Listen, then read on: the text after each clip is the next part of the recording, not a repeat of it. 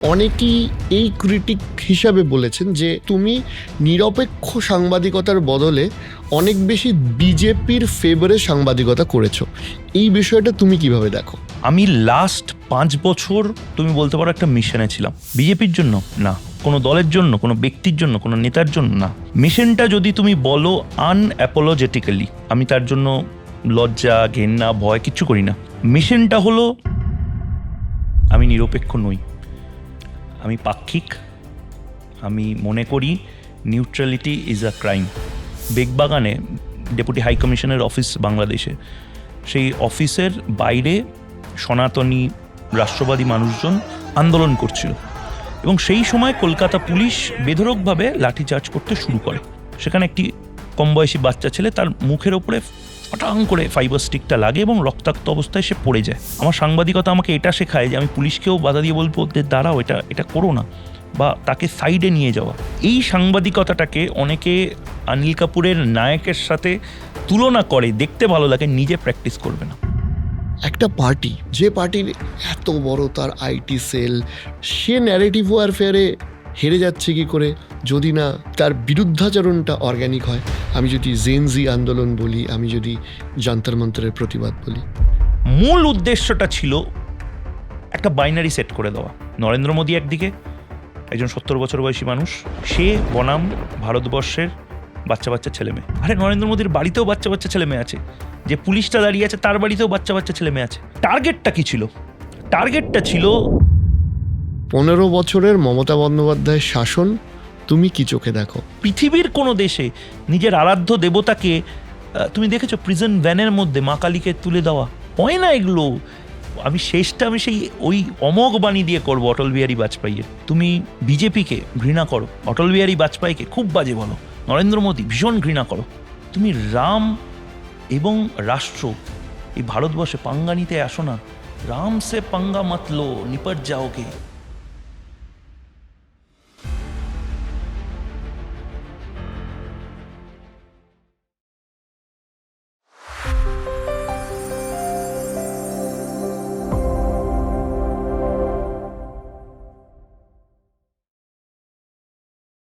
একবার একটা ডায়লগ, তুমি যে চ্যানেলে ছিলে তার যিনি একদম সর্বোচ্চ কর্তা, সেখানে একটা ডায়লগ খুব ভাইরাল হয়েছিল যে নেশন ওয়ান্টস টু নো। আর আজকে বাংলা জানতে চায় ময়ূক বাবুর পরবর্তী পদক্ষেপ কি। তুমি বাংলাকে সেটা জানিয়ে শুরু করো, তারপর আড্ডাটা হবে। দেখো, পডকাস্ট করছি অরিজিতের সাথে, আর প্রথমেই যদি বলি নো কমেন্টস, সেটা পডকাস্ট হবে না। সেটা ছোট্ট একটা বাইট হতে পারে, ছোট ফিলার হতে পারে, কিন্তু এমন কিছু করছি। মানে ট্র্যাপিস খেলা দেখেছো তো? ছোটবেলায় ওই পাক সার্কাসে বা পাটুলিতে আমরা যেতাম, তোমরা হয়তো আরও বিভিন্ন জায়গাতে সার্কাসে যেতে। ওই ট্র্যাপিজে একজন ছেড়ে দিচ্ছে, আরেকজন ফ্রি ফল করার মাঝের সময়টা যে থাকছে যে ব্যক্তিটি, আমার অবস্থা এখন সেটা। আমি জানি পরবর্তী যে হাতটা ধরবো বা যে সিস্টেমটার সঙ্গে যাব, তার মাঝামাঝি যে ফেজটা রয়েছে, যাকে ইংরেজিতে বলে ট্রানজিশন ফেজ, আমি এখন সেই ট্রানজিশন ফেজে রয়েছি। এবার ট্রানজিশন ফেজে অনেক খবরাখবর হচ্ছে চারপাশে, এই করছি, অনেক ওই মানে করছি, অনেক অনেক অনেক অনেক প্রচুর প্রচুর প্রচুর। তো এবার কি দেখুন, যাই করি ইটস লাইক নিজের করব। এবার তোমার হয়তো প্রশ্ন হবে, আগে যা যা করেছি নিজের করিনি? নিজের করেছি, কিন্তু প্রত্যেকের জীবনে একটা মানে চেঞ্জেস কনস্ট্যান্ট, এবং প্রত্যেকের জীবনে একটা ফেজ আসে যখন মনে হয় যে এবার একটা মানে নিজে থেকে কোনো একটা ক্রিয়েটিভ জার্নি শুরু করি। তুমি নিজে ক্রিয়েটিভ মানুষ, তো আমার ক্ষেত্রে এখন ওই ক্রিয়েটিভ স্পেসটার একটা ফার্স্ট ফাউন্ডেশন স্টোন আমি নেওয়ার চেষ্টা করছি। এবার তার পাশাপাশি আমি একটা তোমাকে বলতে পারি, আমাদের নিউজের ভাষায় নিউজ পেগ যেটাকে বলা হয়, খবরের ভেতরের যে খবর, সেটা হচ্ছে আমি যাই করি খুব তাড়াতাড়ি জানতে পারবে, এবং এই হাইপটা থাকুক না একটু।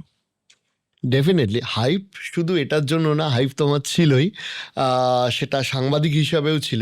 আচ্ছা, একটা বিষয় আমি একটু যেগুলো ক্রিটিক্সদের কথা, যেহেতু তুমি এরপরে আরও ক্রিয়েটিভ অনেক কাজ করবে, কিন্তু তার আগে পিছনে ফেলে আসা জার্নি, পথ, যেটা বহু মানুষ দেখেছেন।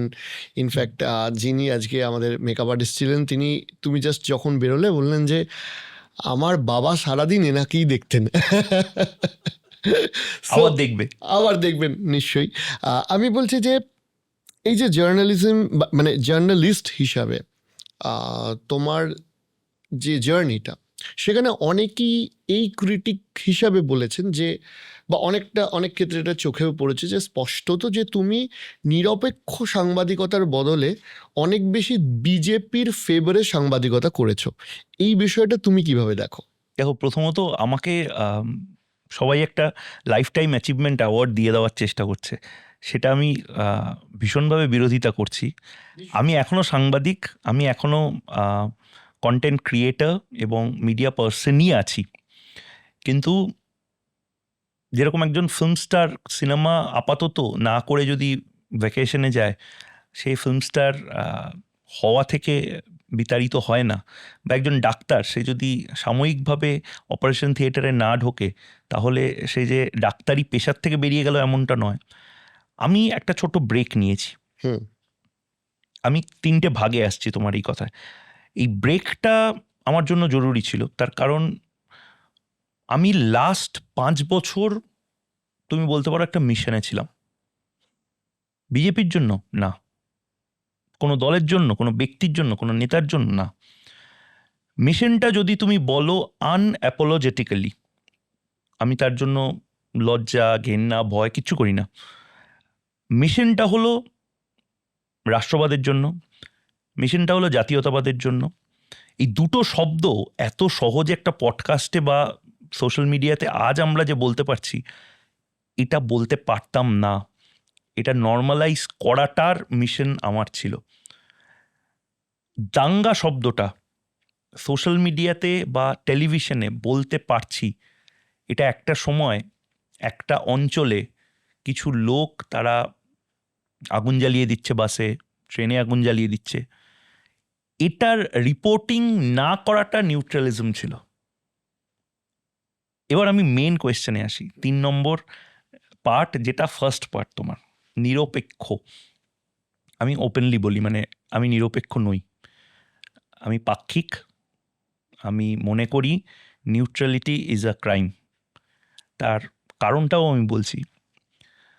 নিউট্রাল নিউট্রাল নিউট্রাল বলে বা ব্যালেন্স ব্যালেন্স ব্যালেন্স করে যারা আসলে পক্ষ নিচ্ছে অন্যায়ের, মানে আমি আরজি করার সময় কি বলবো, সন্দীপ ঘোষ হয়তো ভালো, ও হয়তো রেপ নাও করতে পারে, হয়তো অপারেশন থিয়েটার যেটা রয়েছে সেই থিয়েটারের মধ্যেই কোনো একটা ইঁদুর ছিল, সে হয়তো অভয়ার সারা গায়ে ক্ষতবিক্ষত করে চলে গেছে।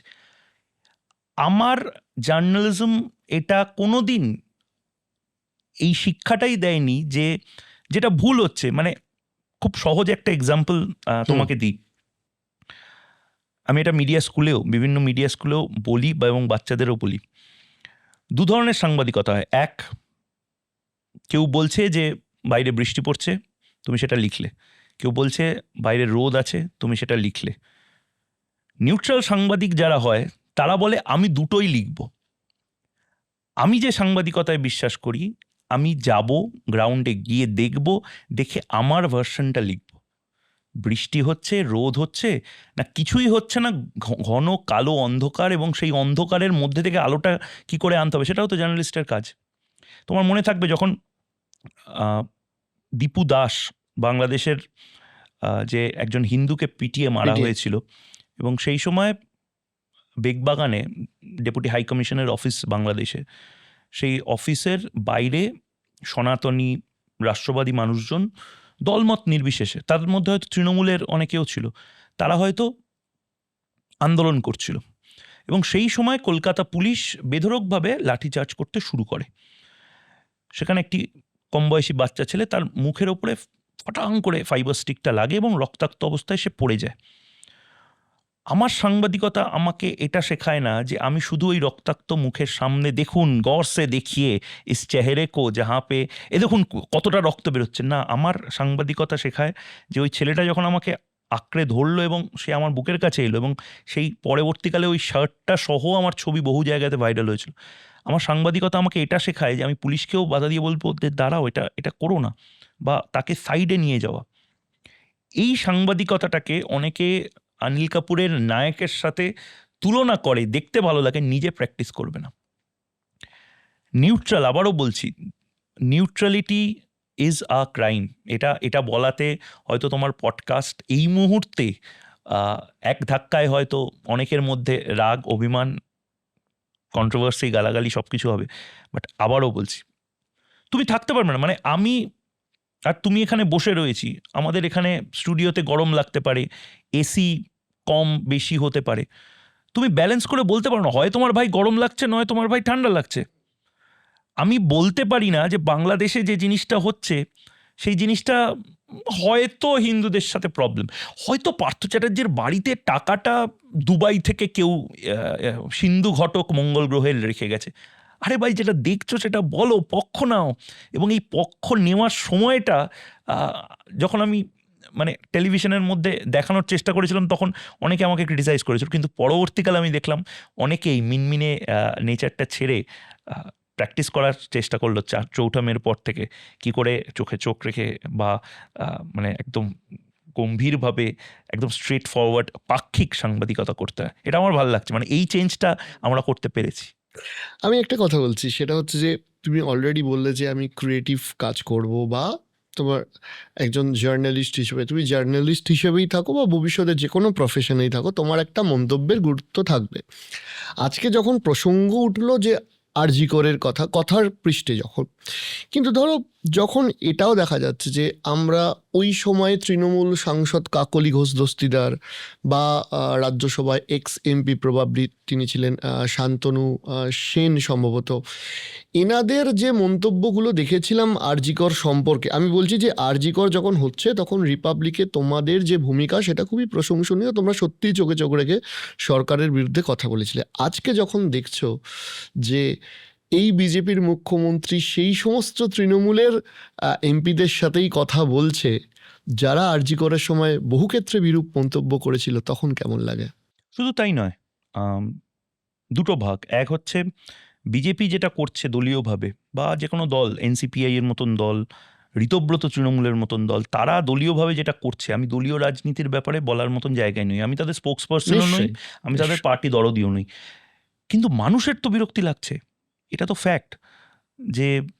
যে সায়নী ঘোষ একটা সময় কুৎসিত ভাষায় দেশের স্বরাষ্ট্রমন্ত্রী বা মুখ্যমন্ত্রীকে অপমান করেছিলেন, তারা বা ভারতীয় ভগবান বা ভারতীয় বলবো হিন্দু ভগবানের একদম সাথে যে টুইটটা করেছিলেন, যেটা নিয়ে বিতর্কের সূত্রপাত, সেটা তারা যে একটু একটু করে নিজেদের স্টান্স বদলাচ্ছেন, সাধারণ মানুষ তো ভালোভাবে নিচ্ছে না।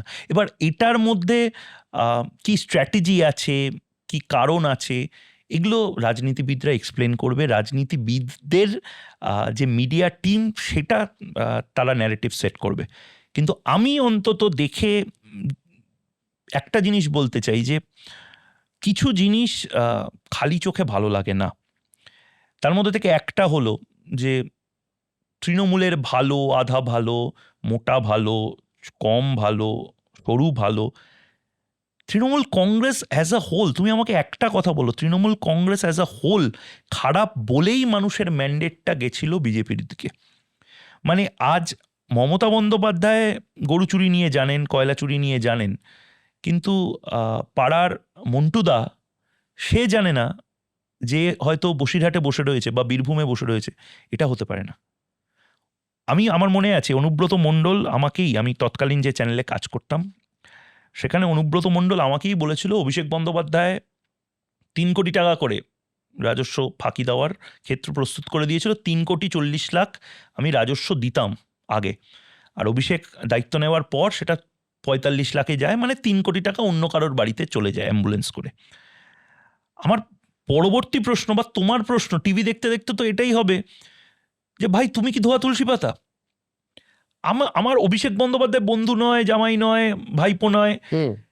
অভিষেক বন্দ্যোপাধ্যায় খারাপ, কিন্তু অনুব্রত মণ্ডলও তো ভালো হতে পারে না, বা হঠাৎ করে ভালো হয়ে গেল জানে না যে গরু চুরি কয়লা চুরির টাকাটা কোথায় যাচ্ছে, এটা তো হতে পারে না। সিমিলারলি এখন যারা রাষ্ট্রবাদ নিয়ে কথা বলছে, আমরাও ন্যাশনাল সিকিউরিটির কথা চাই, আমি নাম বলছি না, একজন পার্লামেন্টারিয়ান, সে ভালো তৃণমূল মানে অন্য তৃণমূল হয়ে গেছে, তো সে বলছিল, আমার মনে আছে যে যখন এই হাবড়া থেকে ওইদিকে টাকি আর এদিকে হলো পেট্রাপোল, এই রাস্তাটা ধরে যখন টানা বাংলাদেশি রোহিঙ্গা, প্রথমত এখনো অনেকে বিশ্বাস করে যে রোহিঙ্গা বলে কিছু নেই, রোহিঙ্গাটা ময়ূখ রঞ্জন ঘোষের মস্তিষ্ক প্রসূত কোনো একটা ইউএফও থেকে না না আসা। ডেফিনেটলি আছে, মানে আমি তোমায় বলছি, আমি শিলিগুড়ি স্টেশনে কথা বলেছি, তারা আমাকে ব্যক্তিগতভাবে বলেছে এখন ওই ভিক্ষাবৃত্তি করে বা বস্তিতে থাকে, যে আমরা আগে মায়ানমারে থাকতাম, বাংলায় বলেছে। এবং এটা কি করে আসে এটা আমার জানো? ব্যক্তিগত অভিজ্ঞতা। এবং আসার যে প্রসেসটা, এই প্রসেসটা প্রতিটা পার্টে টাকা নেওয়া হতো। অন্যায় আচ্ছা। করেছে তো। সেই সময় তৎকালীন যে পুলিশের মেজবাবু, তৎকালীন যে এলাকার নেতা, তৃণমূল কংগ্রেসের তৎকালীন যে বিধায়ক, হুম। সে কিচ্ছু জানতো না। ভোটার কার্ডগুলো এই যে পাগলের মতন যে জ্বালিয়ে দেওয়া হচ্ছিল এসআইআর এর সময়, কেন? তার কারণ আমি বারবার যেটা বলেছি, একটা ভয় ধরানো প্রয়োজন। এটা আমাকে অনেকে বলেছে আমি ইনস্টিগেট করছি না, আমি ইনস্টিগেট করছি না। ন্যাশনাল সিকিউরিটির সাথে যারা ছেলে খেলা করছে, তাদের ক্ষেত্রে যদি এটা প্রমাণিত হয়ে যায় যে হ্যাঁ তুমি রাষ্ট্রদ্রোহিতা করছো, তারা এর পরের বার 3বার ভাববে এটা করার আগে। তার কারণ তুমি বলো না, মানে এটার মধ্যে বেসিক ইকোনমি আছে। তুমি এখানে বসে রয়েছি, এই যে জলের বোতলটা, আমরা জলটা খেলাম, এই জলটা আমাদেরই জল থাকবে, ময়ূকেরও থাকবে, মোরসালিনেরও থাকবে। কিন্তু অনেকে আমাকে একটা বাইনারি সেট করে আমাকে এটা মানে দাগিয়ে দেওয়ার চেষ্টা হয়, যেভাবে নরেন্দ্র মোদীকে জেনজি বিরোধী দাগিয়ে দেওয়া হয়েছিল, মানে বাচ্চা ছেলে মেয়ে ভার্সেস নরেন্দ্র মোদীর একটা ন্যারেটিভ সেট করেছিল ডিপ স্টেট। আমাকেও অনেকে দাগিয়ে দেওয়ার চেষ্টা করেছে যে ময়ূক ভার্সেস একটি নির্দিষ্ট গোষ্ঠী বা সম্প্রদায়। না, মুর্শিদাবাদের সবচেয়ে বেশি মিস্ত্রি যারা সংখ্যালঘু, তারা 600-800 টাকায় যে কাজটা করতে পারে, সে কাজটা রোহিঙ্গারা নিয়েছিল। অর্ধেক রোহিঙ্গা কাজ করে, বিভিন্ন ছোট ছোট কাজ করে বলে ওরা কাজ পেত না। আমাকে বহু মিস্ত্রি বলেছে, রাজমিস্ত্রি বলেছে যে ময়ূকদা আপনি একদম ঠিক লাইনে আছেন, এই সব নেতাগুলো এই কাজগুলো করছে। ওয়াকফ আন্দোলনের সময়, তুমি জানো ওয়াকফ আন্দোলনের সময় গরিব মুসলিম তারা নিজেরা আমাকে বলেছে যে ময়ূকদা একদম ঠিক কথা, আমাদের অনেক পরিবার আছে যারা ঈদের পরে মানে রোজা ভাঙার পরে ছোলাটা কেনার টাকা পায় না। আর যারা এই ন্যারেটিভটা সেট করছে যে তারা নাকি মাসিহা বিভিন্ন লোকের, তাদের এক একজনের প্রপার্টি দেখলে মাথা ঘুরে যাবে এবং সবটা ওয়াকফ প্রপার্টিতে। সিমিলারলি তামান্না খাতুন তো সংখ্যালঘু পরিবারের মেয়ে, তাকে জাস্ট ওই একজন হিরো আছে না, একটা সময় বলতো আমি তো এমনি এমনি খাই ওই এনার্জি ড্রিঙ্ক চেটে এমনি বোম মেরে উড়িয়ে দিল। আমি সেখানে নিউট্রাল জার্নালিজম করব? আমি সেখানে বলবো না বোমটা বোধহয় কোনোভাবে এসেছিল, না এটা বোধহয় এত সহজে মারা যায়নি, এর একটা তদন্ত প্রয়োজন। কিসের তদন্ত প্রয়োজন?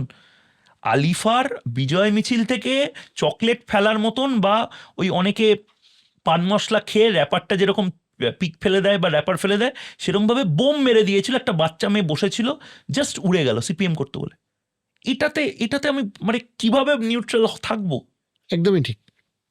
এখানে যে প্রশ্নটা আসে সেটা হচ্ছে যে ধরো তুমি রাষ্ট্রবাদে বিশ্বাসী, একদম ঠিক, কিন্তু রাষ্ট্রবাদ is not equals to a single party.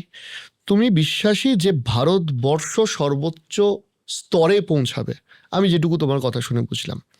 এবার ধরো যদি রোহিঙ্গা প্রসঙ্গ আসে, কেন ক্রিটিকরা বলছে তার উত্তরটা ডেফিনেটলি তুমি খুব ঠান্ডা মাথায় দেবে।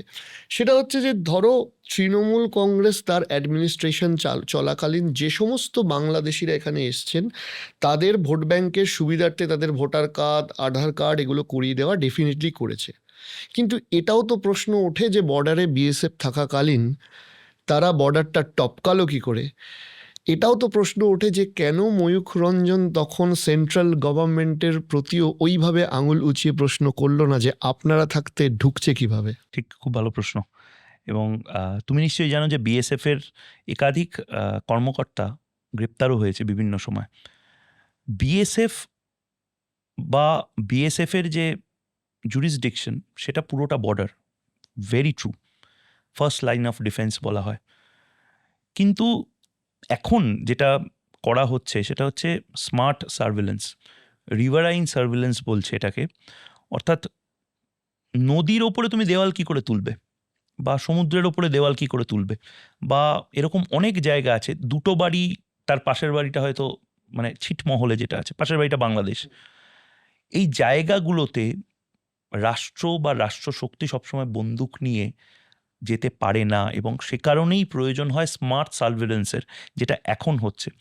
স্মার্ট সার্ভিলেন্স মানে হলো, যেরকম একজন রাষ্ট্রনেতাকে সবসময় বন্দুক দিয়ে বাঁচানো যায় না, বা একটা দেশকে শুধুমাত্র সেনাবাহিনী দাঁড়িয়ে থাকলো, ইরানে তো প্রচুর সেনাবাহিনী ছিল, কিন্তু ইসরায়েল জাস্ট ইন্টেলিজেন্সের মাধ্যমে একটা গোটা র্যাঙ্ক অ্যান্ড ফাইলকে শেষ করে দিয়েছিল। হুম। এটা একটা প্রসেস, এটা একটা টিম ওয়ার্কের মতন। আমি এবং তুমি হঠাৎ মনে হলো, আমরা গল্প করতে করতে এসে মাইকের সামনে দুজন বসলাম, কথা বলতে শুরু করলাম, তারপরে 1 ঘন্টা পরে বললাম, এই তোমরা রেকর্ড করেছো তো, তোমরা অডিওটা চেক করেছো তো? এটা হয় না। আমি এবং তুমি বিএসএফ, কিন্তু এর পেছনে ভাগগুলো যেটা, সেটা হলো BSF should be in connection and coordination with the local police. Local পুলিশকে বলে দেওয়া হয়েছিল বিএসএফকে কোনো কোঅপারেট করতে না। বিএসএফ ধরে নাও কোনো গ্রামে গেল, 50 কিলোমিটারের তো জুরিসডিকশন ছিল, হুম। বিএসএফ ধরে নাও কোনো গ্রামে গেল এবং সেখানে কাউকে তোলার জন্য যদি রাত 8টায় যেত, গ্রামবাসী খুন্তি হাতা নিয়ে চলে আসতো, কারণ ম্যান্ডেট ছিল তৎকালীন মুখ্যমন্ত্রীর, বিএসএফ দেখলে খুন্তি হাতা নিয়ে তেড়ে আসবে, ওরা কিন্তু ধর্ষণ করে, ওরা কিন্তু মানুষ মারে। প্রকাশ্যে বলেছিলেন। এবার আমি আসি তোমার প্রথম পার্টে, যেটা তুমি সূক্ষ্মভাবে বললে, রাষ্ট্রবাদ কি নির্দিষ্ট একটা দলকে কেন্দ্র করে? না, হতে পারে না কোনোদিন। আমি নিজে একটা সময় ছাত্র রাজনীতি করেছি, বামপন্থী ছাত্র রাজনীতি করেছি, এবং আমি ফেড আপ হয়েছি। কবে থেকে? যখন থেকে আমি দেখলাম যে আমাকে এটা বলতে হবে যে না না, ওই সেই ব্যালেন্সের খেলা আর নিউট্রালিজমের খেলা। আরে ভাই, কাশ্মীর আমাদের, আমার 14 গোষ্ঠীর কাশ্মীর ছিল, আমার পরবর্তী 14 গোষ্ঠীরও কাশ্মীর। আমি কেন বলবো কাশ্মীর একটা ব্যালেন্সড জায়গা, একটা নিউট্রাল টেরিটরি? কেন ভাই? না, আমি তো এক ধাপা গিয়ে বলি যে আমার হুনজা ভ্যালিটাও আমাদের। আমি আর তুমি একটা পিওকেতে খুব তাড়াতাড়ি হয়তো শিওর শিওর, লেটস গো। করবো, সেই সেই পরিস্থিতি হয়তো আজ না হয় কাল তৈরি হবে। ইটস ডেফিনেটলি, এটার জন্য বামপন্থী ডানপন্থী হওয়ার প্রয়োজন নেই। It's a integral part of India. Gilgit Baltistan, Azad Kashmir সম্পূর্ণ আমাদের। সেটা বলতে সমস্যা। এই যে চিকেন স্নেক বলে, আমি ইনফ্যাক্ট যারা দেখছেন আজকে, এটা কিন্তু ভারতীয় সেনাবাহিনী বা যারা সিকিউরিটি ফোর্সেস, তারাও এই কথাটা, মানে এটা আমি তুমি সবাই বলে ফেলি চিকেন স্নেক, না, ওটা শিলিগুড়ি করিডোর। হুম। চিকেন স্নেক আমাদের শত্রুরা বলে, চিকেন স্নেক মানে ওরা মস্করা করে বলে মুরগির গলা। তুমি ভাবো, একটা এত সেন্সিটিভ স্ট্র্যাটেজিক একটা চোক পয়েন্ট, সেই চোক পয়েন্টটাকে গোটাটা চোখ করে দেওয়ার মতন একটা হুমকি দিচ্ছে কিছু লোক, উমর খালিদ এবং শারজিল ইমাম। আমাকে বলতে হবে যে না, এরা তো ভালো ছেলে, পড়াশোনা জানা ছেলে। আরে পড়াশোনা জানা ছেলে তো ওসামা বিন লাদেনও ছিল। এবং প্রতিবার এই জিনিসটা হয়, এই নেকুপুসুপনা, আবার এগুলো বলছি বলে তোমাকে আবার না বলে যে এই অন্য টিমে চলে এসেছি, এই নেকুপুসুপনাটা ভালো লাগে না। প্রতিবার একটা করে দেখবে জঙ্গি ধরা পড়ে, মুর্শিদাবাদ, মালদা, হাসনাবাদ, যে কোনো একটা জায়গা থেকে ধরা পড়ে, এবং তারপরে পাড়া প্রতিবেশীকে তুমি একটা মাইক নিয়ে যাবে, ও মা, ছেলেটা খুব ভালো গান গাইতো জানো তো, আমি তো জানতেই পারিনি কি করে জঙ্গিবাদের সাথে যুক্ত হলো। ও ও লস্করে তৈয়বার সাথে ছিল, আল কায়দার ও ওভারগ্রাউন্ড ওয়ার্কার ছিল। তার কারণটা হচ্ছে আমরা এটাকে নর্মালাইজ করে দিয়েছি। একটা বাচ্চা ছেলে টানা হয়তো ড্রাগ নিচ্ছে, মা বাবা বলছে না না পাশের ঘরে ও গেম খেলছে। একটা ছেলে গেম অ্যাডিক্ট হয়ে যাচ্ছে, আমি বলছি না না ও তো ওয়ার্ল্ড কাপে যাওয়ার জন্য করছে। এটা ইন্ডালজেন্স বলে। এই ইন্ডালজেন্সটা আমাদের হ্যাবিটে পরিণত হয়েছিল। আমার কাজ হচ্ছে অপ্রিয় সত্যটা বলে বলা যে এই ইন্ডালজেন্সটা দিও না। রাষ্ট্রবাদ এমনি এমনি গাছে ফলে না, মানে national security is part of our duties হওয়া উচিত। এবার 3 নম্বর পার্ট যেটা আমি বলছি, সেকু মাকু শব্দগুলো বাংলা টেলিভিশনে নিয়ে এসেছি বলে অনেকের সমস্যা। একটি দল, আমি নাম করছি না, যেহেতু তোমার পডকাস্ট সবাই দেখেন এবং আমি চাই না যে এটা কারোর তুমি মনে মন আঘাত খুলে বলতে পারো, আমার কোনো আপত্তি নেই। না, আবার দুঃখ পেয়ে সে সোয়াইপ করে দেবে, কিন্তু তারও শোনা উচিত বলে আমি এটা বলছি। একটি নির্দিষ্ট রাজনৈতিক দল, বামপন্থী দল, তারা শুধুমাত্র ভারতে নিজেদের 5,000 বছর 7,000 বছরের শিকড়কে মানবে না, তাদের রাষ্ট্রবাদকে, জাতীয় উগ্র জাতীয়তাবাদী, তারা সারা পৃথিবী জুড়ে, ভারতবর্ষে শুধু বামপন্থীরা জাতীয়তাবাদী নয়, তারা বলবে ইন্টারন্যাশনালিজম, তারা ন্যাশনালিজম বলবে না। আর সারা পৃথিবীতে স্ট্যালিন কি কাঁচরাপাড়ার জন্য লড়াইটা করেছিল? রাশিয়ার জন্য লড়াইটা করেছিল। লেনিনের লড়াইটা ছিল, লেনিনগ্রাদের লড়াইটা ছিল হচ্ছে নিজের পিতৃভূমির লড়াই।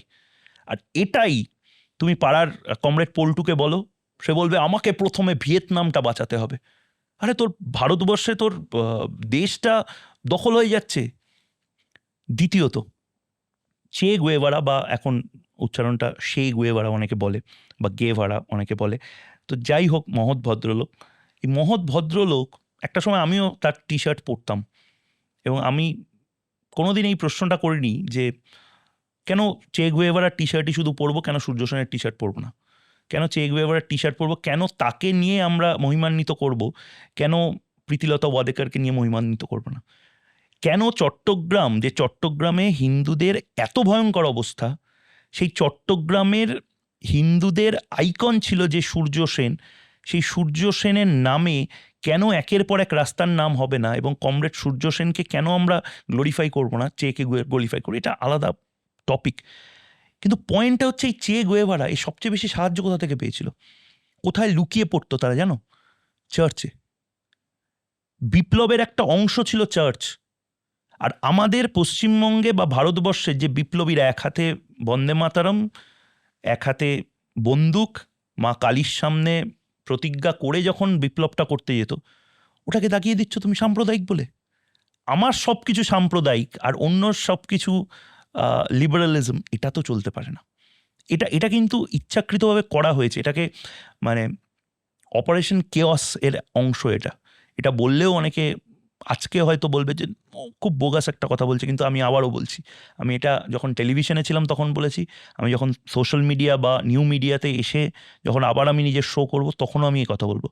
অপারেশন কেওয়াস, সিআইএ বিপুলভাবে সারা পৃথিবীতে টাকা ঢোকায় বিভিন্ন দেশে কেওয়াস সৃষ্টি করে রাখার জন্য, যেগুলো নিয়ে ওদের অনেকগুলো পেপার লিকসও হয়েছিল, Correct. উইকিলিক্সে। এবং এই অপারেশন কেওয়াসের সবচেয়ে বড় বেনিফিশিয়ারি ভারতবর্ষের বেশ কিছু রাজনীতিবিদ, যাদের কাজটা হচ্ছে আগামী প্রজন্মকে শিকড়বিহীন করে দাও। একটা শিকড়বিহীন গাছ বাঁচতে পারে না।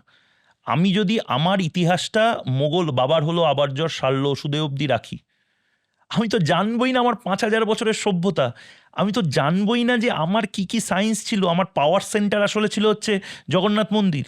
জগন্নাথ মন্দিরকে নিয়ে অনেকে বলে ওটা তো বুদ্ধিস্ট স্ট্রাকচার। হ্যাঁ, ওটা বুদ্ধিস্ট স্ট্রাকচার, ওটা শাক্ত, ওটা শৈব, ওটা বৈষ্ণব, সব কিছুর মিক্সড, এবং মানে মানে এমন একটা স্ট্রাকচার, যে স্ট্রাকচারটা পাওয়ার সেন্টার হিসেবে কাজ করেছে, যে স্ট্রাকচারটা ডিপ মিস্টিসিজমের কাজ করেছে, যে স্ট্রাকচারটা ইকোনমিক ডেভেলপমেন্টের কাজ করেছে এবং পড়াশোনার কাজ করেছে। এরকম বিভিন্ন মন্দিরে হয়েছে। এটা আমাদের তো শেখানো হয়নি। এটা সিলেবাসে রামধনুর জায়গায় রংধনু করে দেওয়া হয়েছে, আমরা তো বলিনি। এবার এগুলো বললে ময়ূকরঞ্জন ঘোষ রংধনু অনেক পরবর্তীকালে যদিও হয়েছে, মানে এটা এগুলো শেষের দিকে তৃণমূল আমলে যেটা হয়ে গেছিল, যে বিষয়টা ভোট পলিটিক্সটা খুব দৃষ্টিকটু হয়ে গেছিল। আমি কিন্তু আবারও বলছি, এই ক্ষেত্রে আমার সাথে অনেকের হয়তো মনে হবে ওই দেখো ময়ূকও কিন্তু ভালো তৃণমূল, ভালো সিপিএম বলছে না। আমি বলছি যে বিজেপির এবারের আসার কারণ কিন্তু বিজেপি নয়, অ্যান্টি মমতা। বিজেপির এবারের আসার কারণ হচ্ছে মানুষ বীতশ্রদ্ধ হয়ে গেছিল জেহাদিদের ওপর, মানুষ বীতশ্রদ্ধ হয়ে গেছিল অ্যান্টি ন্যাশনালিজম ক্যাম্পেইন যেভাবে ছড়াচ্ছে। তুমি মিলিয়ে নিও, তৃণমূল সিপিএমেরও অনেক মানুষজন মূলত হিন্দু, তারা কিন্তু বলেছিল না ভাই, এবার পশ্চিম বাংলাদেশ বানানোর থেকে আটকাতে হবে। সুতরাং তারাও তো রাষ্ট্রবাদী। তৃণমূল বা সিপিএমের যারা এই কাজটা করেছে তারা তো রাষ্ট্রবাদী, তারা তো চায় যে তাদের শিকড়টা অক্ষত থাকুক। কিন্তু হ্যাঁ, এখন যদি পাড়ায় পাড়ায় কিছু দল তোলাবাজি করে, তাহলেও তাকে রাষ্ট্রবাদী বলতে হবে, এটা তো ব্যাপার নয়। তো দুটো ডিফারেন্স বোধহয় আমাদের নিজেদের করতে হবে। দু একজনকে আমি জাস্ট বলেছিলাম, স্বাভাবিকভাবেই ধরো এখন তোমার সাথে পডকাস্ট করছি, এটা তো লিখে আসা সম্ভব না, তাহলে এত প্রশ্ন এসে যেত যে মোটামুটি কাল সকালে গিয়ে শেষ হতো। দু একজনকে আমি এমনি কথায় কথায় বলেছিলাম, তাদের মধ্যে এক আধজন আমাকে এটা পর্যন্ত জিজ্ঞেস করলো যে তুমি একটু ময়ূকবাবুকে জিজ্ঞেস করো যে উনি কোন সিটে দাঁড়াচ্ছেন, নন্দীগ্রাম নাকি বসিরহাট নাকি আরো কত কিছু, এবং তাদের কাছে নাকি বিশেষ সূত্র মারফত খবরও চলে গেছে। এরকম কি কোনো খবর আছে তোমার কাছে আমার কাছে খবর নেই কিন্তু কোনো। আমার কাছে যে মানে অদূর ভবিষ্যতে আমি রিপোর্টার ময়ূকবাবু বিজেপি নেতা ময়ূকবাবু হিসেবে আমি আসতে চলেছেন? আমি আমার কাছে এই খবরটাও নেই। আমার নিজের গাড়ির সামনের সিটে বসবো না পেছনের সিটে, ওটা আমার যে সারথি সে মাঝে মধ্যে ঠিক করে দেয়, কারণ সারথির যে ব্যাগটা সেটা মাঝে মধ্যে সামনের সিটেও রাখে এবং তখন বলে দাদা পেছনের সিটে বসুন। সুতরাং আমার জীবনের এই সিট নিয়ন্ত্রণ এটা আমার ওপরে আগেও ছিল না, এখনও নেই, ভবিষ্যতেও থাকবে না। কিন্তু তুমি যদি বলো ময়ূক কি অরাজনৈতিক, না, আমি অরাজনৈতিক শব্দটাকেই ঘেন্না করি। হুম। আমি টোটালি পলিটিক্যাল, আমি পলিটিশিয়ান নই, কিন্তু আমি totally eat politics, drink politics, sleep politics, আমি তুমি সবাই সেটা করি, আলপিন টু এলিফ্যান্ট সব পলিটিক্স। আমরা একটা মোবাইল ফোন, সেই মোবাইল ফোন কেনার সময় কথা বলার সময় সবটা পলিটিক্সের অংশ। এটা অনেকে বিশ্বাস করে না। আমার প্রবলেমটা হচ্ছে আমি সোসাইটিতে বা সমাজে এমনভাবে, ওই আয়না বললে একটা বেশ দার্শনিক দার্শনিক হয়ে আসে, আয়না বলছি না, আমি সত্যিই মলম বিক্রেতা। আমি যে যে জায়গায় ক্ষতগুলো রয়েছে সেখানে একটু মলম দিয়ে প্রলেপ লাগানোর কাজ করি, কিন্তু বলেও দিই খুব মুখের ওপর যে দাদা এই এই যে ক্ষতটা হয়েছে কারণ কিন্তু এই এই জিনিসগুলো যেগুলো 70-80 বছর ধরে হয়নি, আমি সেই কাজটাই করছি। তুমি কি মনে করো যে আজকের ভারতবর্ষের রাষ্ট্রবাদ বা আজকের ভারতবর্ষের রাষ্ট্র তোমার যে মতাদর্শ বা তুমি যেটা আজকে বিশ্বাস করছো সেটার সব থেকে বড় শত্রু কোন কোন জিনিসগুলো? দেখো, জাতীয়তাবাদ কোনো দল আলাদা করে যে না, আমি দলীয় শত্রু তাহলে বলছি না, আমি বলছি যে কোনো আচরণ, কোনো ভাবনা চিন্তা, কোনো ফিলোসফিক্যাল চিন্তা ভাবনা, কোনো মনোভাব যেটা এই রাষ্ট্রবাদ বা ভারতীয় জাতীয়তাবাদের ক্ষতি করতে পারে বলে তোমার মনে হয়েছে কাজ করতে গিয়ে গ্রাউন্ডে? সবচেয়ে ইম্পর্টেন্ট হচ্ছে ওকিজম। ওকিজমটাকে বাংলায় আমরা আমরা আমরা যখন ভাবতাম, বা আমার যখন তৎকালীন চ্যানেলে যখন আমি শো করতাম, আমাদের টিম মেম্বার যারা বা আমাদের এডিটোরিয়াল মেম্বার যারা, তারা আমরা ভাবতাম যে এই ওকিজমটা, আমরা বিভিন্ন জিনিসের নাম দিয়েছিলাম বাংলায়, ঠিক সেরকমভাবে এই ওকিজমের বাংলাটা কি হতে পারে আমরা আমরা এখনো জানি না। ওক ব্যাপারটাই হচ্ছে হঠাৎ করে ঠিক করে নেওয়া যে আমাদের 18টা লিঙ্গ থাকবে, এটা আমেরিকায় হয়, ওক কালচারের অন্যতম। মানে এটাকে পেরিফেরিয়াল আইডেন্টিটি মুভমেন্ট বলে। অর্থাৎ বিভিন্ন সময়, আবারও বলছি, ডিপ স্টেট ইজ রিয়েল। বিভিন্ন সময় একটা দেশ প্রগতির পথে যখন যায়, বাংলাদেশ গেছিল যখন, বাংলাদেশের অদ্ভুত লাগছিল এই পদ্মা সেতু দিয়ে প্রধানমন্ত্রী, যে এখন খুবই সজ্জন ব্যক্তি, তিনি যখন যাচ্ছেন তখন কিন্তু কোনো অসুবিধা হচ্ছে না, কিন্তু এই সজ্জন ব্যক্তির দলই বলেছিল এই পদ্মা সেতু উড়িয়ে দিতে। এই পদ্মা সেতু one of the biggest architectural landmark of Bangladesh. এটা এটা করা হচ্ছিল কেন, এই ন্যারেটিভটা সেট করা হচ্ছিল কেন, থমকে দিতে। ভারতের ক্ষেত্রেও সেটাই হচ্ছে। ভারতে এই ওকিজমটা বিভিন্ন কিছু নিয়ে একটা কেয়স তৈরি করে দাও। আমারও দাঁড়িয়ে আছে, অরিজিতেরও দাঁড়িয়ে আছে, দুজন একই দলের দাবি করব যে দাঁড়িয়ালা লোকেদের সংরক্ষণ চাই, এটা একটা মুভমেন্ট তৈরি করিয়ে দাও।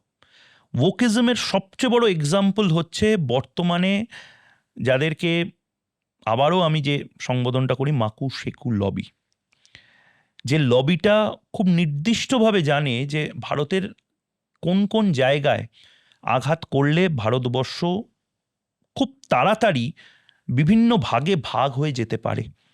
তার অন্যতম হচ্ছে 70 বছর ধরে একটা জাতিকে বোঝানো যে তার কোনো ইতিহাস নেই, তার কোনো স্থাপত্য নেই। একটা জাতিকে বোঝানো যে তোমার চারপাশে যে যা করেছে সব মোগলরা করেছে। মানে আমাদের, আচ্ছা ধরে নিলাম মোগলদের আগে তার মানে আমাদের কোনো ডিএনএ ছিল না, বা এই যে আমাদের নবাব যারা এসেছিল তার আগে তার মানে আমাদের হিন্দুরা ছিলাম না। তারা নিশ্চয়ই মানে জল হাওয়া খেয়ে থাকতো না, তারা নিশ্চয়ই সায়েন্স ইউজ করেছে ডেইলি লাইফে। আমরা কেন জানি না ওইগুলো? ভারতকে আবারও বলছি, নিউ ইন্ডিয়াকে ডেভেলপ তখনই করা যাবে যেটা এখন হচ্ছে। গোটা ইন্ডিয়া কেন প্রবলেম হচ্ছে জানো তো? গোটা পৃথিবীর 140 কোটি মানুষের একটা কম্বাইন্ড মার্কেট ফোর্স। এই 140 কোটি মানুষ যা ইচ্ছা তাই করতে পারে। সুতরাং তোমাকে ফ্র্যাগমেন্টে রেখে দিতে হবে। এই মার্কেটটাকে তুমি যতটা ভেঙে দিতে পারবে। এই যে ফেসবুক বা ইউটিউব, ফেসবুকের ক্ষেত্রে হুম প্রধানমন্ত্রীর ভিডিও উড়িয়ে দিল, কিন্তু তারপর জুকারবার্গদের টিমও ক্ষমা চাইতে বাধ্য হলো। এটার কারণটা কি? তারা বুঝতে পারছে যে এই মার্কেটটা থেকে আমরা ব্যবসা করব, কিন্তু এই মার্কেটটাকে আমরা কিছু দেবো না, আমরা আমেরিকান মতেই চলবো। এটাকে প্রধানমন্ত্রী ভাঙছেন। এবং তুমি যদি আমাকে দাগিয়ে দিতে চাও দাগিয়ে দিতে পারো, বাট আমার ব্যক্তিগত I am a huge fan of Narendra Modi. আমি তোমার একটা জিনিস জিজ্ঞেস করছি, এই যে তুমি ইতিহাসের কথা বললে, ধরো তুমি একসময় বামপন্থী রাজনীতি করেছো, তুমি ছাত্র রাজনীতি। ছাত্র রাজনীতি করেছো, হ্যাঁ একদমই তাই। এবং তুমি, আমি যদি ভুল না করি, তুমি বাম আমলে স্কুল কিংবা কলেজে পড়েছো। তুমি কি সত্যি এটা পড়েছো যে সিলেবাসে যে সব কিছু ভূগোলরা করেছে? আর আজকের ডেটের এমন কি সিলেবাসের পরিবর্তন চোখে পড়ছে যেটার জন্য একটা জাতির ভাবনা চিন্তাগত পরিবর্তন হয় বলে তোমার মনে হচ্ছে? না, তুমি যদি এটাকে দলীয়ভাবে বলো তাহলে এটা বলাটা, আমরা যখন পডকাস্টটা রেকর্ড করছি তখন 3 মাসও হয়, 100 দিনও হয়নি, আমরা সেই সময়ে কথা বলছি। কিন্তু এই প্রবণতাটা তো হয়েছে আমাদের গোটা স্কুল জীবনে, গোটা কলেজ জীবনে একটা শ্রেণীকে মহিমান্বিত করা হয়েছে। আমাদের বারবার রুটসগুলো, আমি যেটা বারবার বলছি, একটা মানুষকে, একটা গাছকে যদি শিকড়বিহীন করে দেওয়া যায় তাহলে সেই গাছটা বাঁচে না। মানুষও ঠিক একইভাবে কোনোভাবে ডেভেলপমেন্ট মডেলের পার্ট হতে পারবে না যদি তাকে প্রথমেই বলে দেওয়া হয় যে ন্যাশনালিজম নয় ইন্টারন্যাশনালিজম, হিন্দুত্ব ইজ কমিউনাল, এবং অন্য যা কিছু আছে সেগুলো সেকুলারিজম।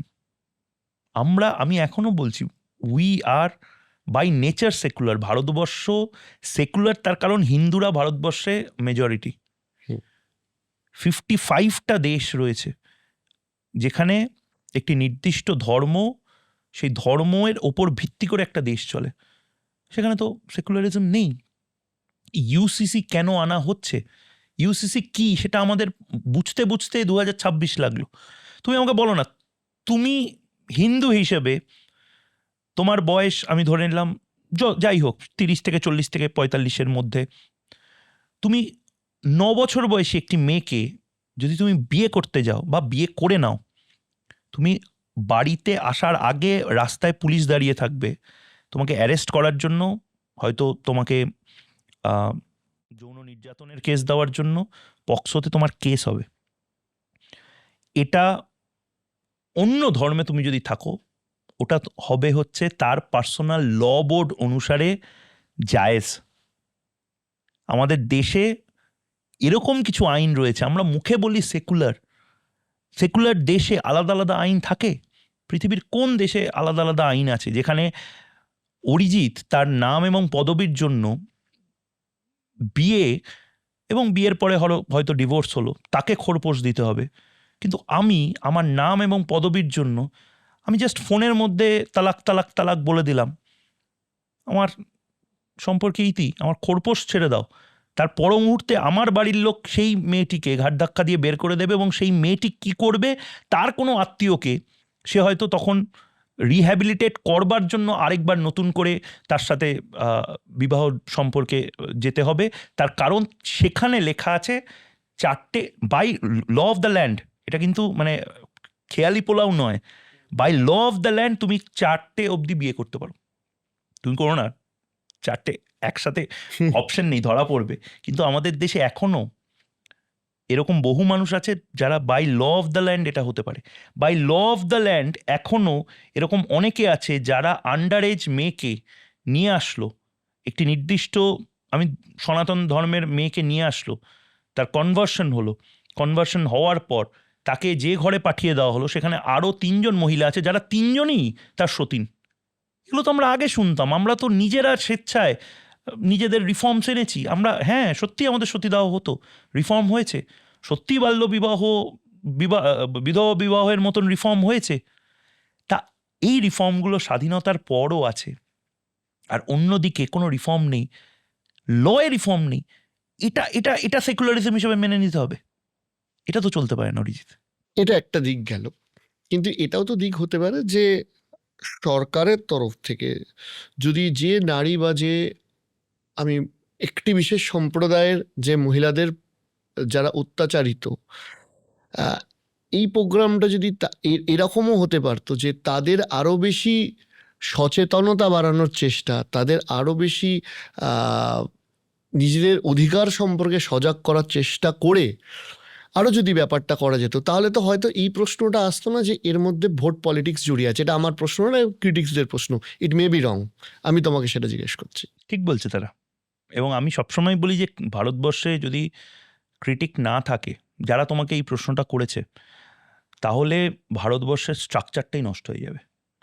ভারতবর্ষে বিজেপি যদি আজকে মনে করে বিরোধী শূন্য একটা দেশ বা একটা রাজ্য করে দেবে বা করার মতন জায়গাতে যদি তারা চলে আসে হিউজ ম্যান্ডেট নিয়ে, তাহলে আমার মনে হয় যে তারাও হয়তো খুব বড় একটা মানে মিস্টেক করবে। তার কারণ এই যে প্রশ্নটা যেটা বললে, এই প্রশ্নটা আমি ডিফার করি, পুরোটা ভুল প্রশ্ন, কিন্তু এই ডিসকোর্সটা থাকাটাও ভারতবর্ষে ইম্পর্টেন্ট। যে পলিটিক্যাল কারণে করছে না, সামাজিক কারণে করছে না, ভোট পলিটিক্সের জন্য করছে না, টাকা তোলার জন্য করছে।